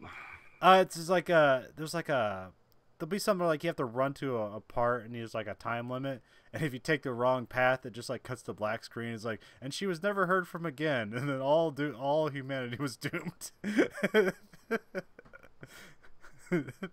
Got to get your message out. Yeah. And then at some point they reveal that all humans are dead too. Oh, so the people on the moon are dead also. Yeah, they never they're supposed to fire. There's these one weird like androids who I think they're like number 26 or something because they're all known by like letters and names. They don't actually have like names. It's always letters and numbers as names. So of course the main character, her name is 2B. Okay. And there's one robot in some village you meet. He's some French philosopher. He takes his name after and wears a top hat. The cart? Might be. Anyways, so like they're called like 26, and they're androids that are like medical androids. They're supposed to help people, and cure them. And like they were in charge of getting humanity to the moon, or at least their DNA, so that they could like replicate humans on the moon away from the aliens. Yeah. And they fucked up somehow, and they just like fucking buried the rocket in the moon, and all humanity's dead. And like the space station that the androids operate out of, like it's not near the moon, but like they keep telling them like, oh, the humans are on the moon, everything's good, and they don't know like this is all facade, or why they're doing anything at all. They just keep up the facade. It's like, well, someone has to have purpose, or else what the fuck else are we gonna do? What did God intend for me to do? So yeah, there's a lot of shit of that in there. It's probably more interesting in concept than in reality. Yeah. But it's a really interesting concept. And one of the final endings, I can't remember what it's supposed to do, but like it's asking to like, do you want to selflessly help somebody? And if you choose yes, I can't remember, it's something happens. There's like a meta to the game. There's like a overall thing that if you contribute to, it'll help other people. And the way you contribute that to is you have to delete your save completely. Oh, okay. It has real world consequences. Yes. So you like contribute to this thing and you watch all your files be deleted sequentially, and then you go back to the screen like you've never played the game before. That's weird. Seems unnecessarily weird. Challenging in a way that's not fun. Well, I mean, like at that point, are you really going to play that game ever again? You've beat it 26 times. That's true. Well, if that's the last. Guess that's a wrap. So did you finally want to talk about Seven Eves? Well, we got a choice. We can talk about that, or we can talk about Gremlins. We can only do one. All right, I guess we better talk about Gremlins then. Okay. Well, you said you were a little rusty on Seven Eves. Yeah. When you're at drill next week, maybe you can brush up on it. Is it JBF? Is that her name? The president? Or is it JBL? I can't remember. Oh, you mean the lady that's running? Yeah, who she was the president on Earth until Earth was destroyed. Yeah. I can't remember her name because her name is just initial. Like, she always referred to her by her initials, and it kind of sounds like. Yeah, JBF. Okay, JBF. I had to go to my notes. Yeah. Julia Bliss Flattery. Okay. Yeah, because she's like, oh, yeah, just you people on the ark. And she shows up right here. I'm here to institute cannibalism. No, that's the Italian lady. Yeah, I know. But anyways. So we watched Gremlins. It's a 1984 Joe Dante film. Yeah. Which, I watched it like 3 hours ago. Did you ever see it when you were a kid? No, Mom and Dad wouldn't. There was kind of a bad buzz around the movie, and in 1984 I would have been 10 years old. So well, yeah, I said Ghostbusters came out the same day, so you probably went and saw Ghostbusters instead. Yeah. Well, Gremlins got, like I said, it got a bad buzz. Is like, this isn't a kids movie. Don't think this is a thing to take your kids to. And I was surprised in watching this. Like, my initial impressions, I mean, my overall opinion of the movie is fairly favorable, but I forgot what a mean, nasty, gross movie this was. Yeah. This is a pretty vile movie in a lot of ways. Yeah, it's a tonal mismatch through a lot of the movie, because like it starts out as like, here's just some whimsical thing, and then it becomes a horror movie. Yeah, because it's like kind of like the town looks like a Norman Rockwell picture. It's all the same. They use the same set that they to shoot Back to the Future. It's just covered in snow this time. Oh, okay. Well, because I did some research on this too, and I didn't realize like this was supposed to be a combination of It's a Wonderful Life and some B movie. Because Joe Dante's into those like really low grade horror films from the 50s. Oh yeah, he comes from the Corman camp. Yeah. He used to cut like his first job in Hollywood or whatever. He cut trailers for Roger Corman movies. Yeah. And at some point they let him direct his own movie. Right. So yeah, this was supposed to be like a combination of Norman Rockwell and some horror movie, but yeah, this was it was kind of a weird movie because it starts off as like, because it's got a Christmas theme to it. Yeah. So it's like, oh, okay, and it does kind of look like It's a Wonderful Life. Yeah. And there's a bank, and an evil person who runs the bank. Yeah. But then it turns into like a gross out horror movie quite a bit, and there's the weird, like the characters are weird. Like his girlfriend's strange, and she has this awful like dialogue scene about why she hates Christmas. Oh, you didn't like that scene? No, I did like it. Oh, okay. You just mean awful in content? Like it was just, well, I try to imagine, because whenever I watch a movie, especially one from like the 80s like this, I try to imagine myself at what age I would be watching that. And it's like, oh, that's a little twisted. And it almost didn't seem like it belonged in the movie. Yeah. Like the movie just stopped and she tells the story and then no one really has a reaction to it. Yeah. Like, that's weird. Okay. Well, yeah. Well, I thought that's a really great like story, and like it's a weird interlude in the thing. But I guess the studio hated it, Spielberg hated it, but Spielberg trusted Joe Dante, and he loved it. He thought it was a central part of the movie. Yeah.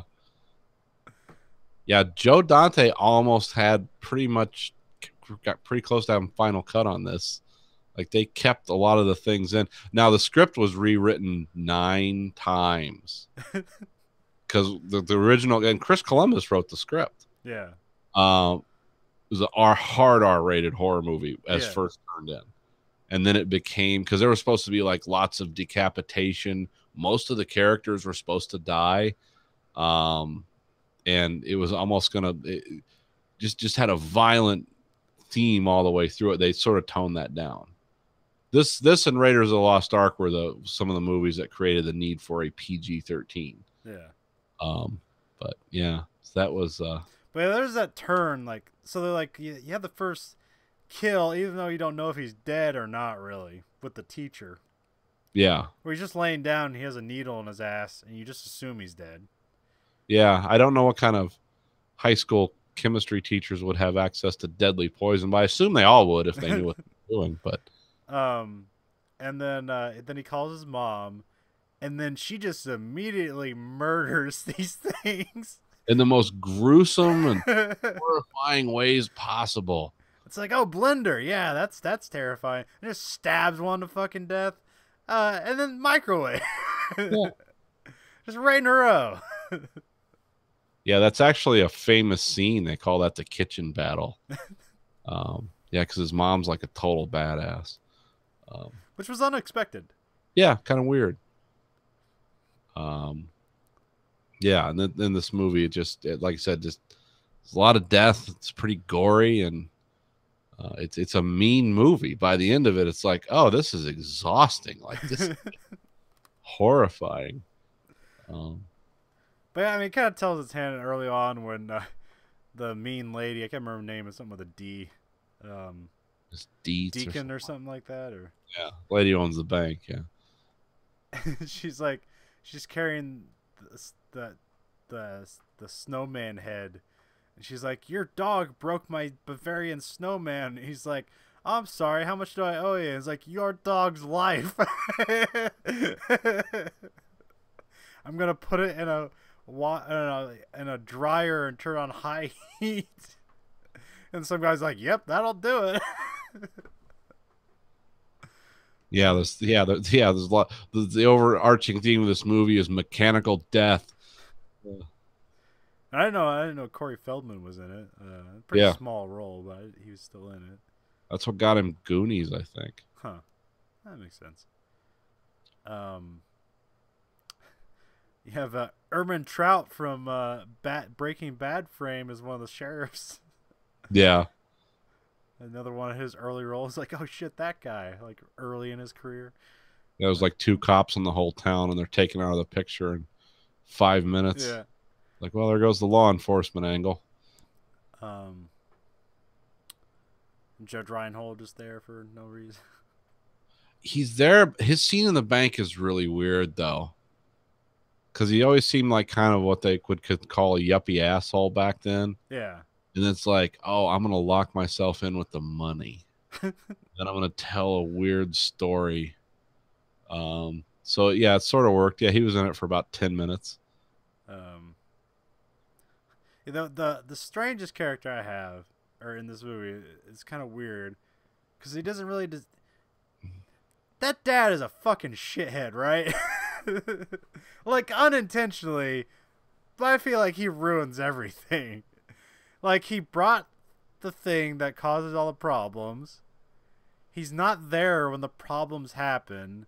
Yeah. He's down on, or like, what's his name? What's the main character's name? Billy. Billy.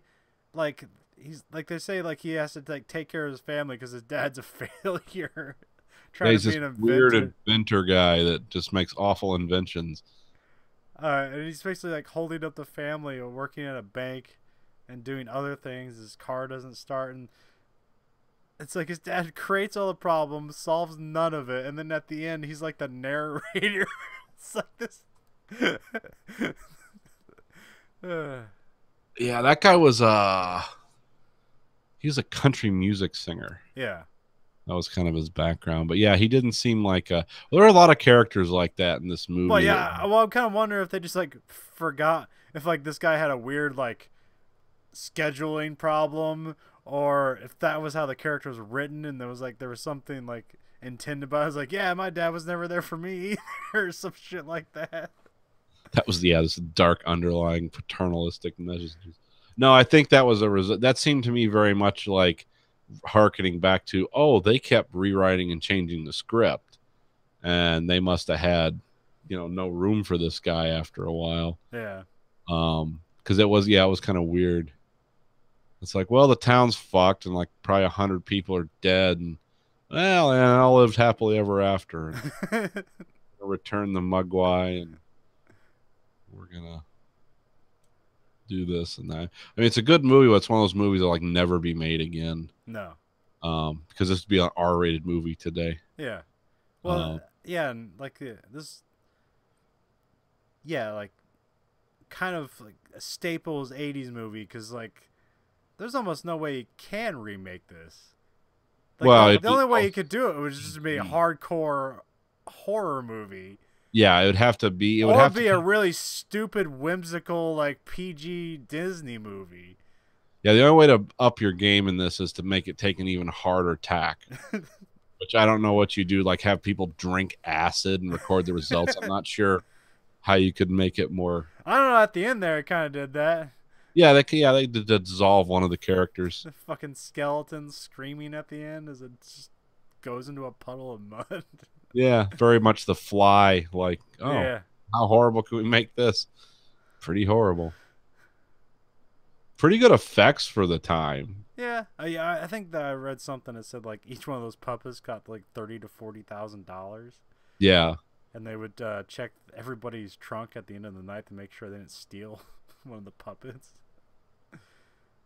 Yeah, there's like a mix of like it seemed like, oh, this is a really good special effect, and then there's a lot of like, this is the effect we could do. Yeah. This is what was accomplishable. Well, a lot of the stuff with Gizmo. Gizmo never walks. Yeah. Never. There's only 2 Gizmo puppets. There was a close detail one with a bigger head, and there was kind of a far shot one. Because see, Gizmo, I guess, was supposed to turn into Stripe. Yeah. But they didn't want to do that because Stephen King's like, well, you know, you can't, or not Stephen King, Steven Spielberg kind of like, well, no, let's not go that way with it. So yeah, there was only 2 Gizmo puppets, and but yeah, this was definitely a movie of its time. And I guess Howie Mandel did the voice of Gizmo. Yes, Howie Mandel was the voice of Gizmo in every language. Oh, really? Yeah, I guess he would make inflections that vaguely sounded like whatever language in the country they were at. Oh, okay. Well, see, this movie came out at Christmas time almost everywhere else in the world. In America, it came out in August or something like that. Or maybe that'd make more sense because, you know, it's closer to October. Yeah. Maybe it was. Not really. Yeah. Like all the cameos in this movie, too. A bunch of cameos. What are the cameos? Well, Steven Spielberg. Oh, when did he show up? He was the guy who driving through with his leg broken. Oh. And the guy who did the soundtrack. It's had a great soundtrack too. Very memorable soundtrack. As soon as I heard it, I was like, "Yep, this is from Gremlins." Fuck, it wasn't Horner, was it? Oh, Jerry Goldsmith. Okay. And then they had like a bunch of the small characters, like the real right wing guy he was hanging out with. Remember the guy whose TV broke? What was his name? Is that the guy with the tractor? Yeah. Yeah, I can't remember his name. Yeah, I've like almost everyone in this movie. It's like, oh, I know that person from somewhere. I mean, Jonathan Banks was in it. He was one of the cops. Yeah. From the guy from Breaking Bad. You know? Yeah. But he had hair. I think. Did he? What? Yeah, he had hair. Okay. It's like this is 2 movies that we've seen him in where he still had hair. It was this, and it was 48 Hours. 48 Hours. That's right. But I think 48 Hours was 89, and this is 84. So still, he had more hair then. Now it's interesting. The guy who played this was Zach Gallagher's first big movie. The guy would be, I don't know, in his 50s nowadays. I looked at pictures of him. He fucking looks exactly the same. Still has, dark hair. I mean, he's older looking a little bit, but not a whole lot. Yeah. What's your opinion on Phoebe Cates? Was that one of your dream girls at the time? She's like, I just know her. This and Fast Time at Ridgemont Fast High. Times. I think, yeah, she was in Fast Times before this. I think, yeah, she had to be because that was like earlier in the 80s. And Yeah, she's pretty hot. I mean, she played a Who good. were your dream girls from the 80s? Oh, I don't really. I was like Linda Hamilton from the Terminator because you get to see her tits. That's I really. Who else was there? I mean, there was kind of a staple of, watch any of the movies with Molly Ringwald, Yeah. and like those were always the girls that you liked, and then of course the girls from Heavy Metal, much earlier. Swords and tits. Yep, that's why that episode of South Park was so awesome. Like, yeah, that's exactly. We're not subtle at all. No, we're just right out there with it. But yeah, she was floating around. I mean, there was a kind of a rotating cast of people that were in a lot of these movies. Yeah. Then most of them you don't hear anything about anymore. No, but that's what happens when you play the girlfriend in movies and not like the lead. Right.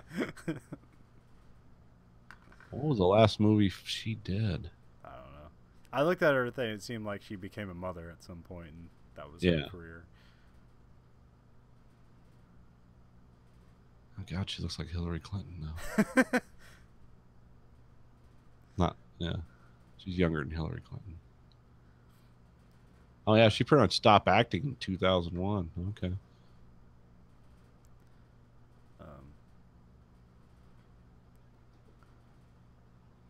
Yeah, did really like that Santa Claus speech though.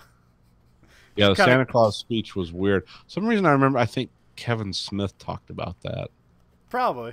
Yeah. And Joe Dante, he's like a kind of a.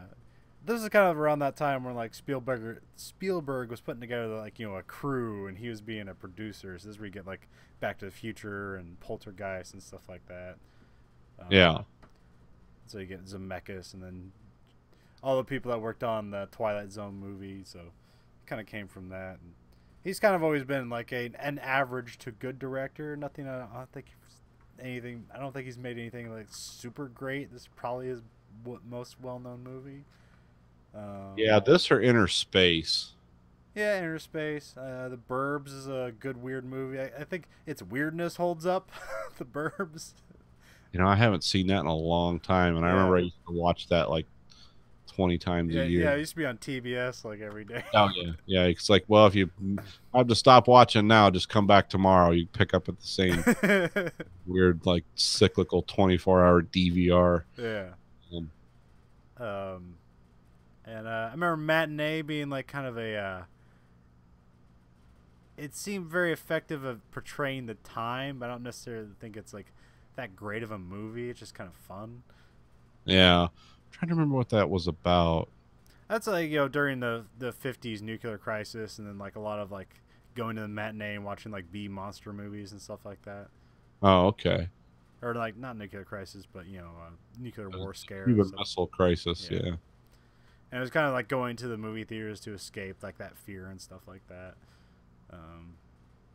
And then it's John Goodman runs the matinee. Oh, okay.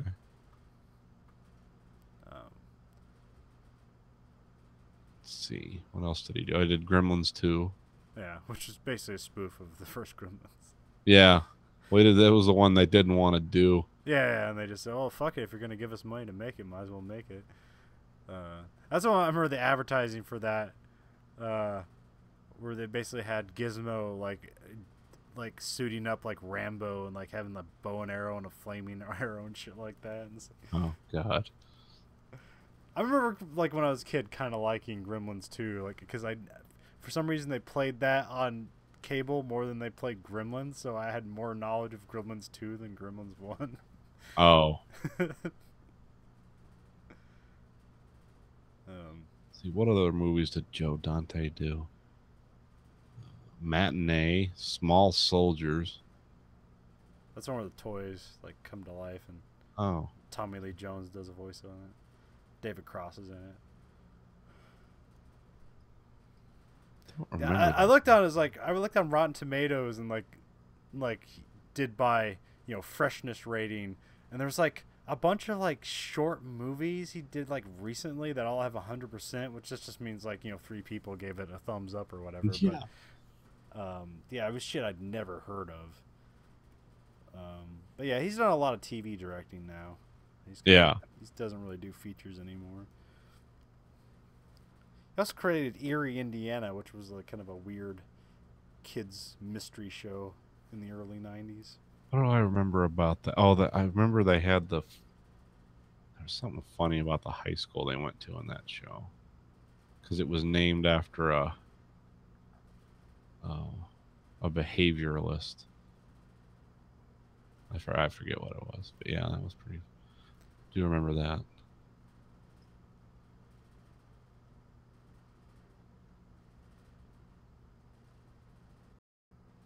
Let's see I did. Looney Tunes Back in Action. Oh yeah, that was in like the 2000s. They try to get Looney Tunes back to. Of course, they are always trying to do that. Him and Spielberg are always trying to get Looney Tunes.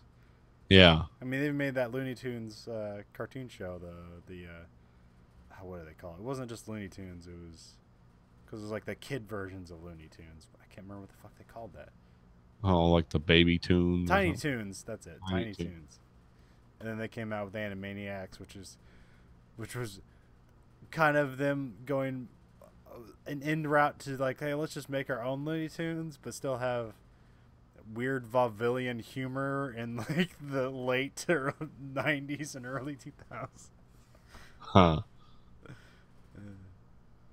I remember something like that. Well, because that's what Yakko, Wacko, and Dot were basically like vaudeville cartoons that got locked up in the Warner Brothers for like 50 years, and they came back out, and that was like all the Hello Nurse stuff and all their singing and showmanship stuff. Like that's all vaudeville, but like when you're a kid, it's just like, this is weird. The characters I remember most about that were the 2 mice. Yeah, Pinky and the Brain. The one was a goofball, and the other one was trying to be Orson Welles all the time. Yeah. Yeah, I remember that. So yeah, see, Gremlins, 1984. Does this movie hold up? Or is it just a product of its time? I mean, it's a product of its time, but like there is timeless qualities about it in that it's technically a Christmas movie. Yeah. Die Hard, but kind of. No, but like it's sort of an anti-Christmas movie. I saw Krampus, so that's a weird horror Christmas movie too. Oh yeah. Yeah, it's pretty. It's very well done, but like, it's very strange because the entire cast that was hired are all like comedic actors. Uh-huh. And there's almost no comedy in the movie. Oh, really? Okay. Like it's like you're gonna hire all comedians and you're gonna play this very straight and serious. Like it's kind of fucking weird. Yeah, I remember that movie having a weird vibe around it. Like everyone said, "This isn't what you think it is." It's like strangely violent with almost no blood. It's like a very harsh, bloodless violence. Yeah. It's very mean in how it does things. It's a very strange movie. I haven't seen that one, but I remember it had a weird thing about it. I think it's on HBO right now, but there's really no reason to watch it. But yeah, I probably won't. I heard good things about it, so I eventually watched it. It's like, well, I can see why people would say good things about it, but I don't think I necessarily enjoyed the movie. Yeah. It's like, as opposed to a kick in the teeth, this isn't bad. Well, it's kind of the same thing because Adam Scott was in that movie, and he's also in a new movie that came out on Netflix called Little Evil, which is also a very strange, like horror comedy. That's kind of less comedy and more horror in a way, but it's more directly comedic. There are things that are actually funny in it, yeah, or played for humor. But it's a very strange movie, and it's like, well, I guess I can, because you want to see like shit come out on Netflix is like, oh, Hollywood wouldn't make this, but like Netflix doesn't have to worry about that shit, so they can make good movies or whatever. Right. But this is kind of like it's a very tonally weird movie, but also kind of a brilliant like like transmogrification of stepdad Okay. things, I guess. Yeah. Because it's like the ultimate, like, horror stepdad movie in a way. It's like, what if you're stepdad to the son of Satan? And he's making his teachers jump to their death on the railing outside the school, and you gotta go in and like talk to your child, like, don't make your teachers dive to their deaths. Come on now. Or when they at their wedding, he basically kills like the entire like attending audience with a tornado. But then at the end, they end up like working together, and like he's like, yeah, I'm gonna raise the son of Satan. But yeah, it's like, all right, no, don't kill the officer. Because I was kind of waiting for another turn where it's like, because there's a point where like they start to bond. It's like, oh, this is just Satan lying. Like, this is all a lie. Like, it's not gonna really. He's just gonna lie to you so you can like make sure that the apocalypse happens. But then in the end, it just actually ends up being genuine. It's like, oh, I guess I didn't need to worry. Satan can be your friend sometimes. Well, it's I don't know. In the movie, it's supposed to be a vessel for Satan, so he isn't actually Satan. Oh, okay. And the thing, he was gonna like kill the kid to stop the apocalypse, but then they find out at some point that that's what's going to cause the apocalypse if they kill the kid. Oh, okay. So you end up doing the right thing by not killing a child.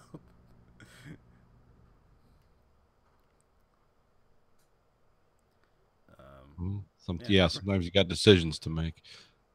Gremlins. Christmas horror movies. Yep. Check it out if you want to. I think you can watch it on Showtime now. Oh, okay. I just bought it off of Netflix, or not Netflix, Amazon. Oh, okay. I didn't even check if I could stream it anywhere else. I was like, this is quicker, just buy it, whatever. Yeah. Well, like I said, it kind of surprised me at that. Yeah. Yeah. I guess I thought it was gonna be a more straightforward movie. I didn't know how weird it was gonna be, and like I said, totally inconsistent. Yeah, well, it's described as a horror comedy. Yeah. It was a genre bending movie. Yeah. It's also like interesting sort of, I guess, writer stuff, because like the Red Letter Media guys always point to this on occasion as being like a good script structure for like a character arc. Because Billy, it's like, down on his luck, dealt a bad hand, and like and he gets getting picked on, and like he's like, you want to see him succeed, you want to see him, because obviously he's smart and everything like that, but everything in his life isn't going his way, not necessarily because of his fault, but just by the circumstances of his life. Yeah. In the end, he kind of turns things around and tries to save the town by blowing up a movie theater. Yeah. Killing a bunch of creatures. Yeah.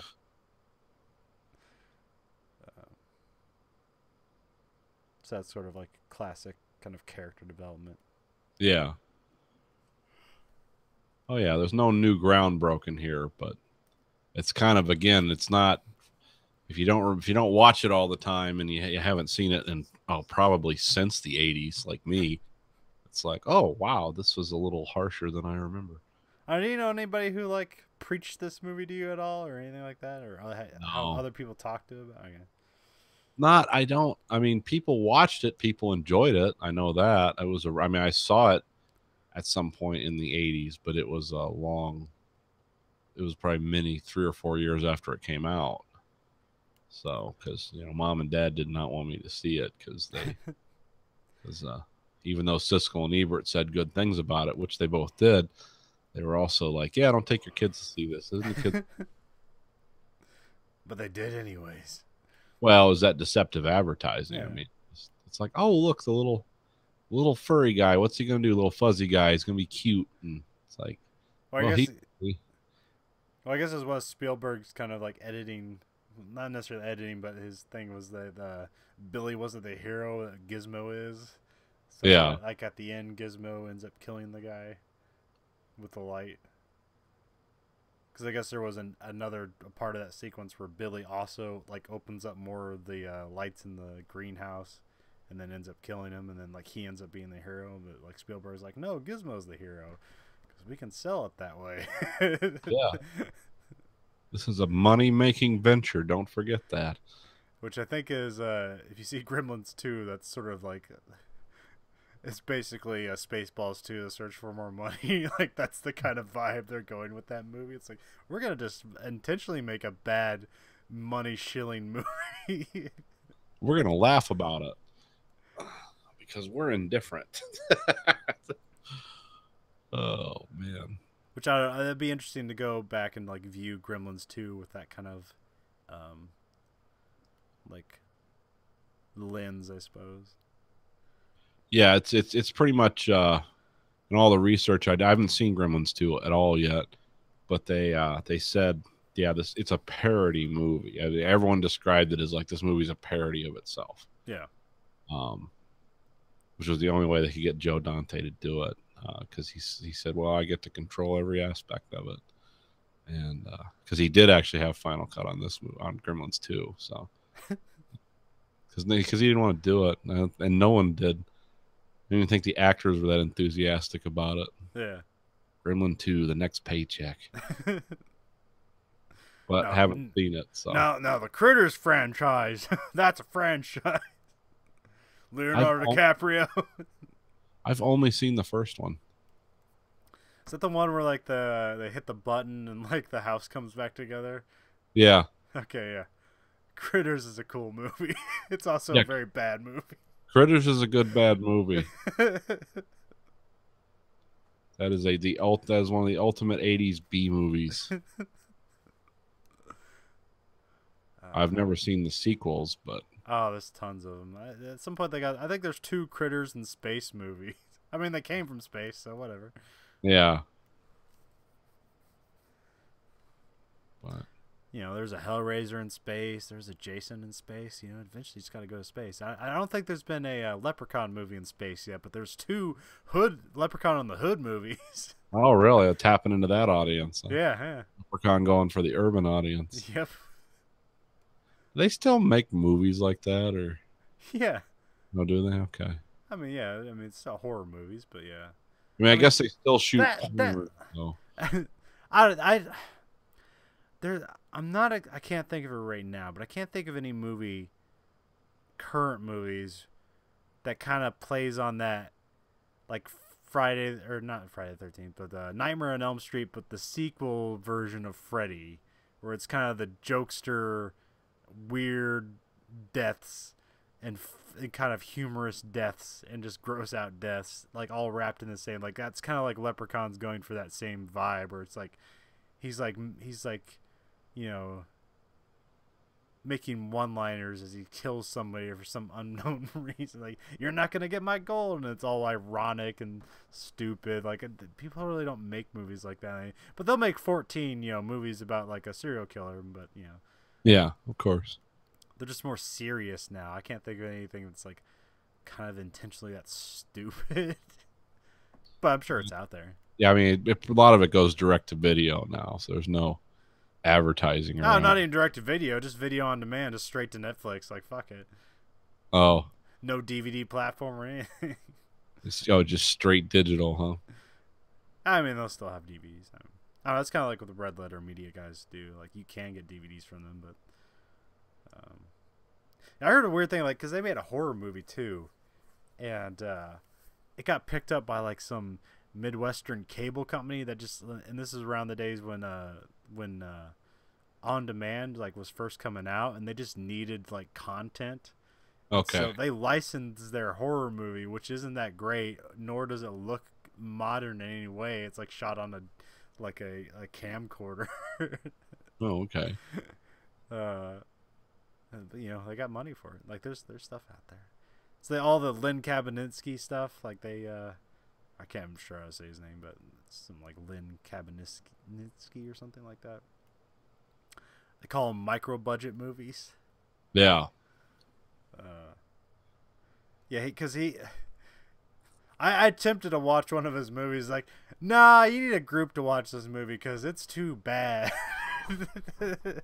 Yeah, you need some humor. Yeah.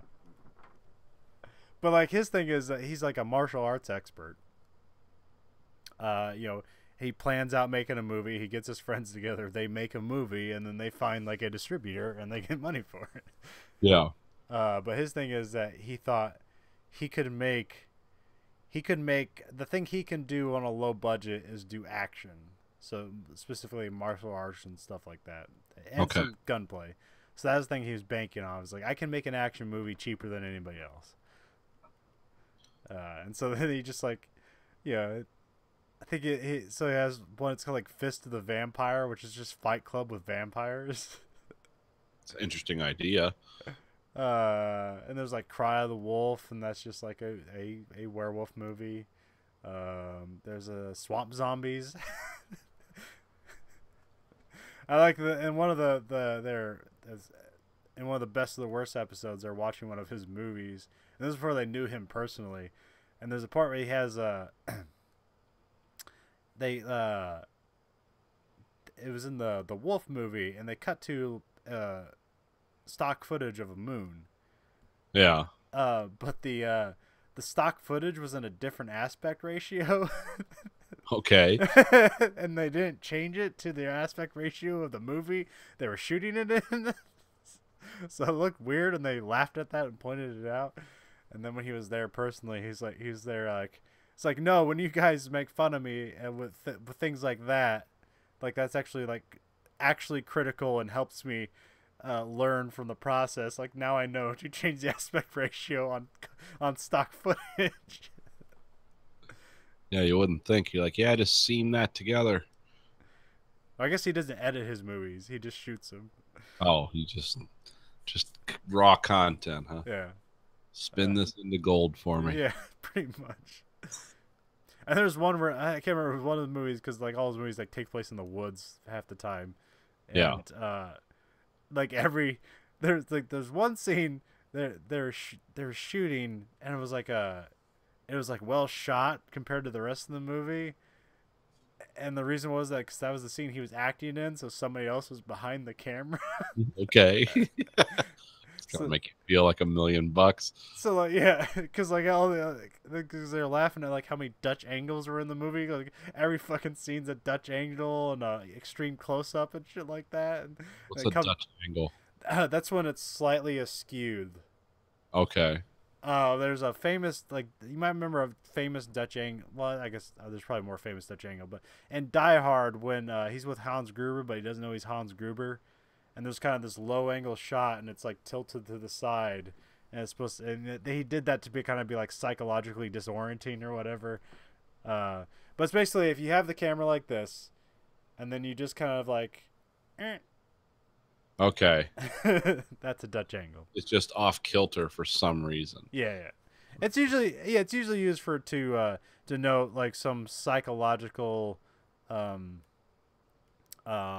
impasse, like something's not right here. Like usually Dutch angles do that, and then some people just do it because like it looks cool. Oh.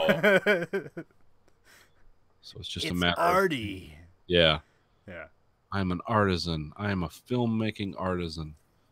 Yeah, usually people don't throw Dutch angles around unless they have a very specific purpose for it. Whereas, like, apparently with this movie, it's just like he was trying to get fancy with the camera work, and then he didn't know what he was doing. Yeah. Let's do this for every shot. It'll be cool. Yeah, just leave it tilted off 10 degrees, and we'll just run the camera. Just do dolly shots and shit like that. We're going to tilt it 10 degrees this way for this shot, and the 10 degrees the other way for their shot, and then they'll edit together super well. That won't be discordant at all. Change angles. I don't know. Yeah, I don't know shit about filmmaking, but I know it looks bad. Oh. Ooh. Well, I think it's time for bed. All right. We've talked it out. We've pounded out. This is our longest one so far. No technical difficulties. Well, yeah, but not during the show. Just my weird camera stuff. Anyway, this week for the American Greed Factory podcast, this is Nathan. This is Colin. Goodbye, America.